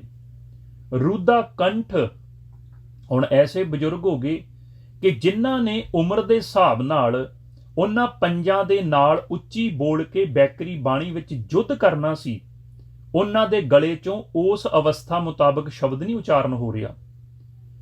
ਸਤਿਗੁਰੂ ਗੁਰਬਾਣੀ 'ਚ ਕਹਿੰਦੇ ਨੈਣੋ ਨੀਰ ਬਹੇ ਤਨ ਖੀਨਾ, ਭਏ ਕੇਸ ਦੁੱਧ ਬਾਣੀ, ਰੂਦਾ ਕੰਠ ਸ਼ਬਦ ਨਹੀਂ ਉਚਰੈ, ਤਬ ਕਿਆ ਕਰੇ ਪ੍ਰਾਣੀ। ਮਹਾਰਾਜ ਕਹਿੰਦੇ ਫਿਰ ਐਸੀ ਉਮਰ ਵਿੱਚ ਜਾ ਕੇ ਕੀ ਕਰੇਗਾ। ਕਿਉਂਕਿ ਹੁਣ ਆਪਾਂ ਦੇਖਿਆ ਹੋਣਾ ਬਹੁਤ ਸਾਰੇ ਗੁਰਮੁਖਾਂ ਨੇ ਜਦੋਂ ਬੈਕਰੀ ਬਾਣੀ ਦੇ ਵਿੱਚ ਅਭਿਆਸ ਕਰਦੇ ਉਦੋਂ ਵਿਚਾਰ ਫੁਰਨੇ ਛੇਤੀ ਮਰ ਜਾਂਦੇ। ਕਿਉਂਕਿ ਯੁੱਧ ਵੀ ਸਾਨੂੰ ਬਾਬਾ ਕਬੀਰ ਜੀ ਨੇ ਇਹੀ ਸਮਝਾਇਆ ਕਿ ਬੈਕਰੀ ਬਾਣੀ ਦੇ ਵਿੱਚ ਜਦੋਂ ਆਪਾਂ ਬੋਲਦੇ ਹਾਂ ਉਹਨਾਂ ਪੰਜਾਂ ਦੇ ਨਾਲ ਸਾਡਾ ਮਨ ਯੁੱਧ ਕਰਦਾ। ਤੇ ਯੁੱਧ ਕਰਨ ਦੀ ਆਪਾਂ ਦੇਖਿਆ ਨਾ ਕਿ ਯੁੱਧ ਕਰਨ ਦੀ ਜੇ ਉਮਰ ਹੀ ਨਾ ਸਾਡੀ ਰਹੀ ਤੇ ਮਹਾਰਾਜ ਕਹਿੰਦੇ ਫਿਰ ਤਾਂ ਆਟੋਮੈਟਿਕ ਉਹਨਾਂ ਨੇ ਜਿੱਤਣਾ ਤੇ ਤੁਸੀਂ ਹਾਰ ਜਾਣਾ।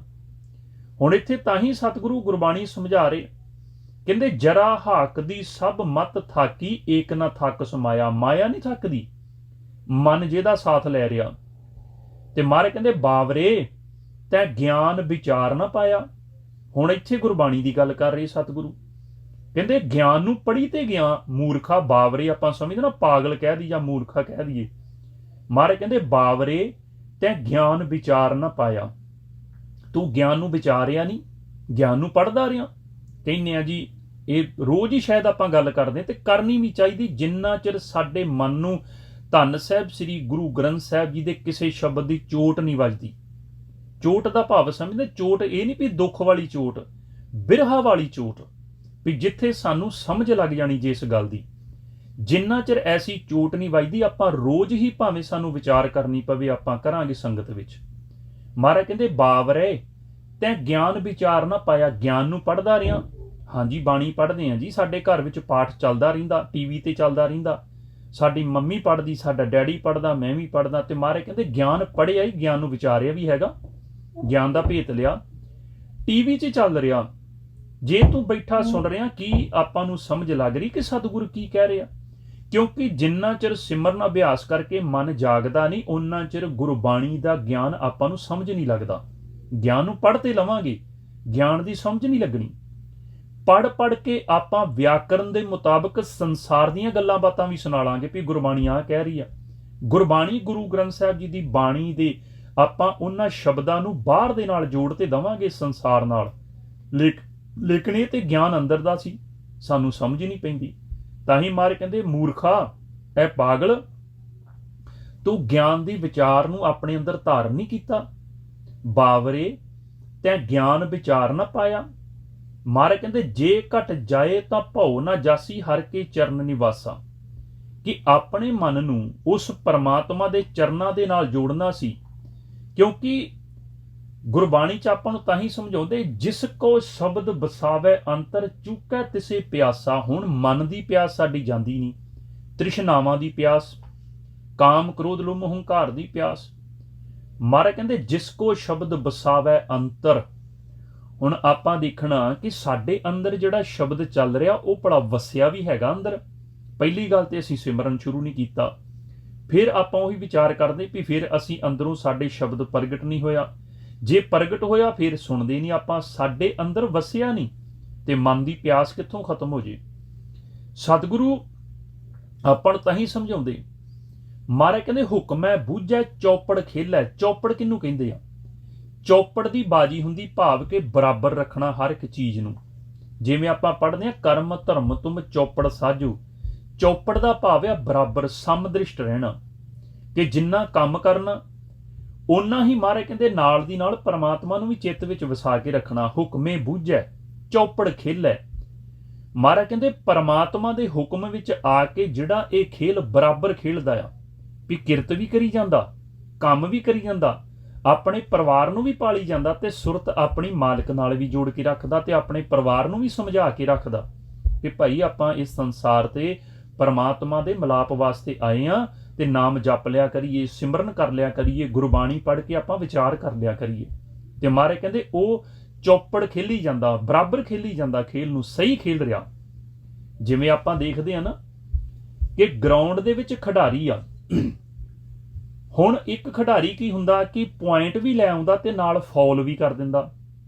ਉਹ ਕੀ ਆ? ਉਹ ਮਹਾਰਾਜ ਕਹਿੰਦੇ ਉਹ ਮਾਈਨਸ ਹੋ ਜਾਂਦਾ, ਸਾਰਾ ਕੁਝ ਘਾਟੇ ਵਿੱਚ ਚਲ ਜਾਂਦਾ ਉਹ ਪੁਆਇੰਟ ਜਿਹੜੇ ਆ।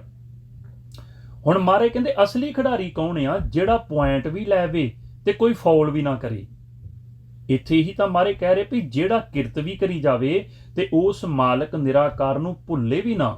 ਉਹ ਕਹਿੰਦੇ ਚੌਪੜ ਦੀ ਬਾਜੀ ਖੇਲ ਰਿਹਾ। ਹੁਕਮੈ ਬੂਝੈ, ਜਿਹੜਾ ਹੁਕਮ ਵਿੱਚ ਆ ਕੇ ਬੁੱਝ ਲੈਂਦਾ ਇਸ ਗੱਲ ਨੂੰ, ਬਾਣੀ ਦੀ ਵਿਚਾਰ ਨੂੰ, ਗਿਆਨ ਨੂੰ ਕਮਾ ਲੈਂਦਾ। ਹੁਕਮੈ ਬੂਝੈ ਚੌਪੜ ਖੇਲੈ, ਮਨ ਜਿਣ ਢਾਲੇ ਪਾਸਾ। ਜਿਹੜਾ ਆਪਣੇ ਮਨ ਤੋਂ ਪਾਸਾ ਢਾਲ ਜਾਂਦਾ, ਭਾਵ ਕਿ ਪਰਾਂ ਕਰ ਲੈਂਦਾ ਉਹਨੂੰ, ਵੀ ਨਹੀਂ ਭਾਈ ਹੁਣ ਤੇ ਮੈਂ ਪ੍ਰਮਾਤਮਾ ਦੇ ਹੁਕਮ 'ਚ ਖੇਲਣਾ। ਸਤਿਗੁਰੂ ਗੁਰਬਾਣੀ 'ਚ ਤਾਂ ਹੀ ਤਾਂ ਸਮਝਾਉਂਦੇ, ਜੋ ਜਨ ਜਾਨ ਭਜੇ ਅਭਿਗਤ ਕਉ ਤਿਨਕਾ ਕਛੂ ਨਾ ਨਾਸਾ। ਮਹਾਰਾਜ ਕਹਿੰਦੇ ਜਿਹੜੇ ਉਸ ਪਰਮਾਤਮਾ ਦਾ ਭਜਨ ਕਰਦੇ ਨੇ ਉਹਨਾਂ ਦਾ ਕੋਈ ਕੁਛ ਵੀ ਵਿਗਾੜ ਨਹੀਂ ਸਕਦਾ। ਕਹੋ ਕਬੀਰ ਤੇ ਜਨ ਕਬਹੁ ਨਾ ਹਾਰੇ, ਢਾਲ ਜੋ ਜਾਣੇ ਪਾਸਾ। ਮਹਾਰਾਜ ਕਹਿੰਦੇ ਉਹ ਹਾਰਦੇ ਨਹੀਂ ਇਹਨਾਂ ਪੰਜਾਂ ਦੇ ਕੋਲੋਂ, ਉਹ ਇਹਨਾਂ ਪੰਜਾਂ ਤੋਂ ਜਿੱਤ ਕੇ ਜਾਂਦੇ ਨੇ ਜਿਹੜੇ ਇਹਨਾਂ ਪੰਜਾਂ ਤੋਂ ਮੁੱਖ ਮੋੜ ਦਿੰਦੇ, ਆਪਣਾ ਮੂੰਹ ਪਰਾਂ ਘੁਮਾ ਲੈਂਦੇ ਆ। ਹੁਣ ਮਨ ਕਿਵੇਂ ਪਰਾਂ ਨੂੰ ਮੂੰਹ ਘੁਮਾਉਂਦਾ ਇਹਨਾਂ ਪੰਜਾਂ ਦੇ ਕੋਲੋਂ?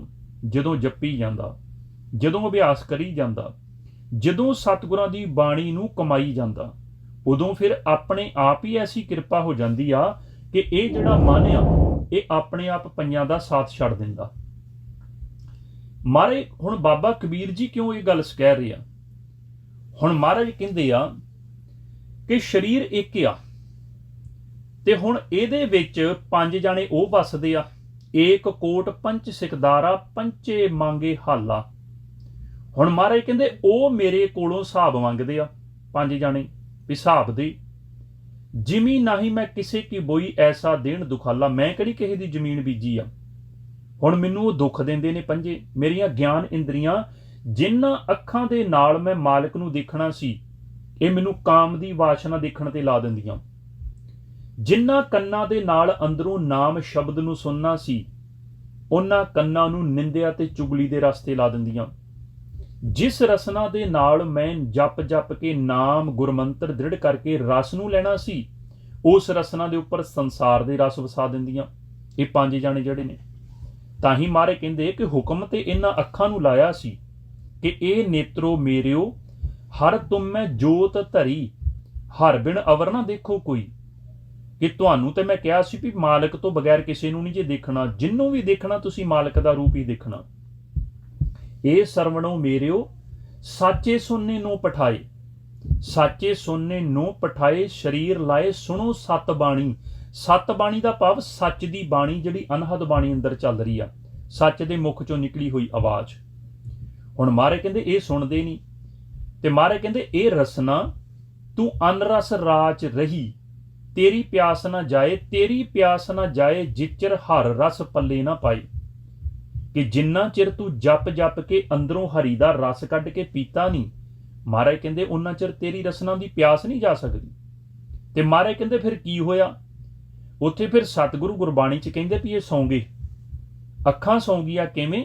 ਬਗਾਨੀ ਚੀਜ਼ਾਂ ਨੂੰ ਦੇਖ ਦੇਖ ਕੇ। ਨੈਣੋ ਨੀਂਦ ਪਰ ਦ੍ਰਿਸ਼ਟ ਵਿਕਾਰ, ਮਹਾਰਾਜ ਕਹਿੰਦੇ ਬਗਾਨੀ ਪਰਾਈ ਦ੍ਰਿਸ਼ਟੀ ਕਰ ਕਰਕੇ ਸੌਂ ਗਈਆਂ ਅੱਖਾਂ।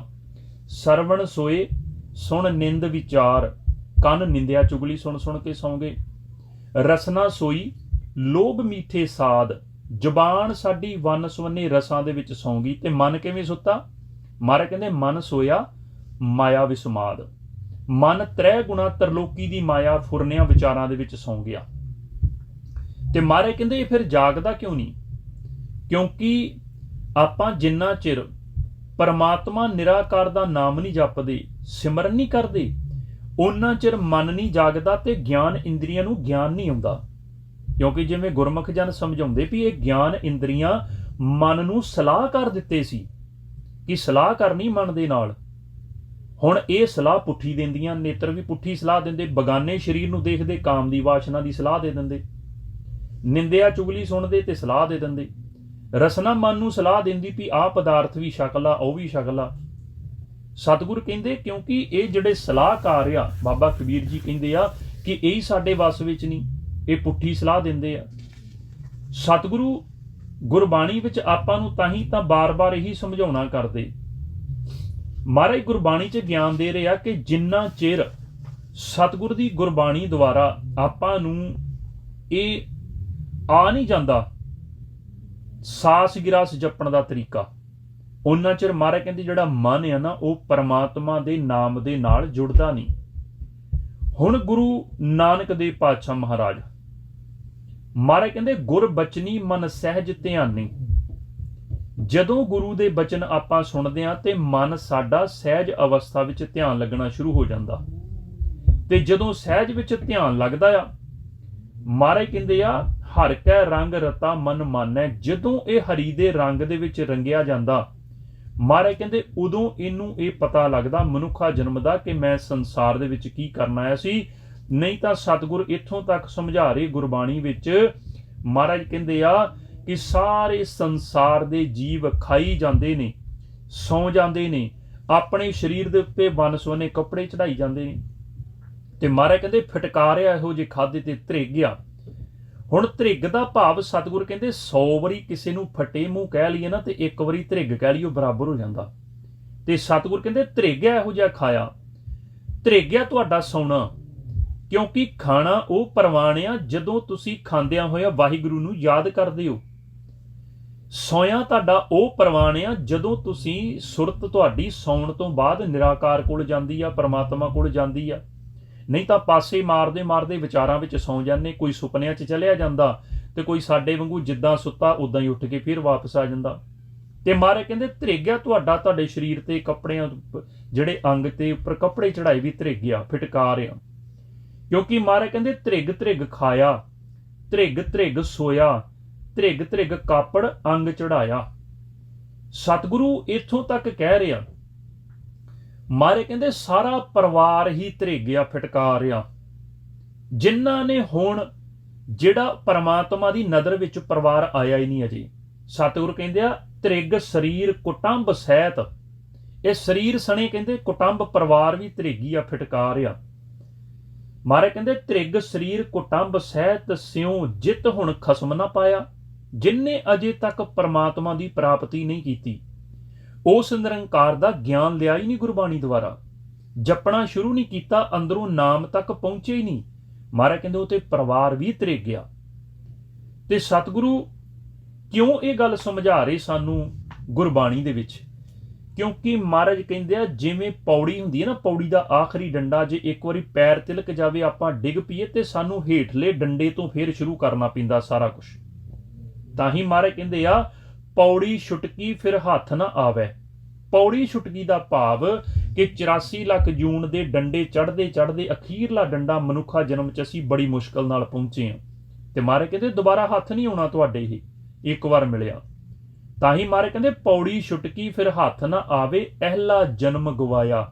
ਇੰਨਾ ਕੀਮਤੀ ਜਨਮ ਮਹਾਰਾਜ ਕਹਿੰਦੇ ਤੁਸੀਂ ਗਵਾ ਕੇ ਜਾ ਰਹੇ ਹੋ। ਹੁਣ ਮਹਾਰਾਜ ਕਹਿੰਦੇ ਆ ਕਿ ਤੁਹਾਡੀ ਜਿਹੜੀ ਲਿਵ ਆ ਉਹ ਪਰਮਾਤਮਾ ਨਾਲ ਕਿਉਂ ਨਹੀਂ ਲੱਗਦੀ? ਕਾਰਨ ਕੀ ਆ ਇਹਦੇ ਵਿੱਚ ਕਿ ਪਰਮਾਤਮਾ ਨਾਲ ਲਿਵ ਨਹੀਂ ਜੁੜਦੀ, ਮਨ ਟਿਕਾਓ ਵਿੱਚ ਨਹੀਂ ਆਉਂਦਾ? ਆਪਾਂ ਰੋਜ਼ ਹੀ ਬੜੇ ਗੁਰਮੁਖ ਲਿਖਦੇ ਆ ਨਾ ਕਮੈਂਟ, ਆਪਾਂ ਸਾਰੇ ਰਲ ਮਿਲ ਕੇ ਵਿਚਾਰਾਂ ਕਰਦੇ ਆ ਕਿ ਮਨ ਨਹੀਂ ਟਿਕਦਾ ਜੀ, ਗੁਰਬਾਣੀ ਪੜ੍ਹਦੇ ਸਿਮਰਨ ਕਰਦੇ ਮਨ ਨਹੀਂ ਟਿਕਦਾ। ਹੁਣ ਸਤਿਗੁਰ ਇੱਥੇ ਸਮਝਾ ਰਹੇ ਆ ਕਿ ਤੁਹਾਡਾ ਮਨ ਟਿਕਦਾ ਨਹੀਂ, ਭਾਵ ਕਿ ਲਿਵ ਕਿਉਂ ਨਹੀਂ ਲੱਗਦੀ ਗੁਰਬਾਣੀ ਵਿੱਚ, ਲਿਵ ਕਿਉਂ ਨਹੀਂ ਲੱਗਦੀ ਸਿਮਰਨ ਦੇ ਵਿੱਚ। ਮਹਾਰਾਜ ਕਹਿੰਦੇ ਆ ਕਿ ਤੁਸੀਂ ਪਰਮਾਤਮਾ ਦੇ ਚਰਨ ਵਸਾਰ ਦਿੱਤੇ, ਉਹਨੂੰ ਭੁੱਲ ਗਏ ਹੋ, ਤੇ ਮਨ ਨੂੰ ਤੁਸੀਂ ਦੂਜੇ ਦੇ ਨਾਲ ਰੰਗ ਲਿਆ। ਦੂਜਾ ਕੌਣ ਹੈ? ਹੁਣ ਪਿਆਰ ਪਾ ਲਿਆ। ਮਹਾਰਾਜ ਕਹਿੰਦੇ ਦੂਜਾ ਕਿਹਦੇ ਨਾਲ? ਮਾਇਆ ਦੇ ਨਾਲ, ਫੁਰਨਿਆਂ ਦੇ ਨਾਲ। ਹੁਣ ਅਸੀਂ ਦੇਖਣਾ ਕਿ ਕਿੰਨੇ ਸਾਲ ਦੀ ਸਾਡੀ ਉਮਰ ਹੋ ਗਈ ਆ, ਕਿੰਨੇ ਸਾਲ ਦੀ ਸਾਡੀ ਆਰਜੂ ਹੋ ਗਈ ਆ, ਇੰਨੇ ਸਾਲ ਅਸੀਂ ਕਿਸ ਚੀਜ਼ ਨਾਲ ਪਿਆਰ ਪਾ ਕੇ ਰੱਖਿਆ। ਹੁਣ ਜਿੰਨੀ ਜ਼ਿਆਦੀ ਉਮਰ ਦੇ ਨਾਲ ਜਿਸ ਚੀਜ਼ ਨਾਲ ਪਿਆਰ ਹੋਊਗਾ, ਉਹ ਪਿਆਰ ਛੇਤੀ ਟੁੱਟਦਾ ਨਹੀਂ। ਉਹ ਪਿਆਰ ਖਤਮ ਹੋਣ ਵਿੱਚ ਸਮਾਂ ਤੇ ਚਾਹੀਦਾ ਨਾ। ਜੇ ਅਸੀਂ ਕਹਿੰਦੇ ਜੀ ਸਿਮਰਨ ਕਰਦੇ ਅਜੇ ਮਨ ਨਹੀਂ ਟਿਕਦਾ, ਸਮਾਂ ਤੇ ਲੱਗਣਾ। ਕਿਉਂਕਿ ਕਿੰਨੇ ਯੁੱਗ, ਜੇ ਹੁਣ ਦੀ ਆਪਾਂ ਗੱਲ ਕਰ ਲਈਏ ਵੀ ਇੰਨੀ ਉਮਰ ਹੋਣ ਦੇ ਬਾਵਜੂਦ ਅਸੀਂ ਫੁਰਨਿਆਂ ਵਿਚਾਰਾਂ ਦੇ ਨਾਲ, ਮਾਇਆ ਨਾਲ ਪਿਆਰ ਪਾ ਕੇ ਰੱਖਿਆ, ਤੇ ਏਡੀ ਛੇਤੀ ਪਿਆਰ ਕਿੱਦਾਂ ਟੁੱਟ ਜਾਊਗਾ? ਉਹਨੂੰ ਸਮਾਂ ਲੱਗੇਗਾ। ਤਾਂ ਹੀ ਮਹਾਰਾਜ ਕਹਿੰਦੇ ਦੂਜਾ ਭਾਉ ਨਾ ਦੇਈ ਲਿਵ ਲਾਗਣ। ਕਹਿੰਦੇ ਦੂਜਾ ਭਾਉ, ਦੂਜਾ ਪਿਆਰ ਜਿਹੜਾ ਮਾਇਆ ਦਾ ਪਿਆਰ, ਉਹ ਤੁਹਾਡੀ ਲਿਵ ਨਹੀਂ ਲੱਗਣ ਦਿੰਦਾ। ਤਾਂ ਹੀ ਮਹਾਰਾਜ ਕਹਿੰਦੇ ਦੂਜਾ ਭਾਉ ਨਾ ਦੇਈ ਲਿਵ ਲਾਗਣ, ਜਿਨ ਹਰ ਕੇ ਚਰਨ ਵਿਸਾਰੇ। ਜਿਨਨੇ ਹਰੀ ਦੇ ਚਰਨਾਂ ਉਹਨੂੰ ਭੁਲਾ ਦਿੱਤਾ ਜਨਮ ਲੈਂਦਿਆਂ ਹੀ।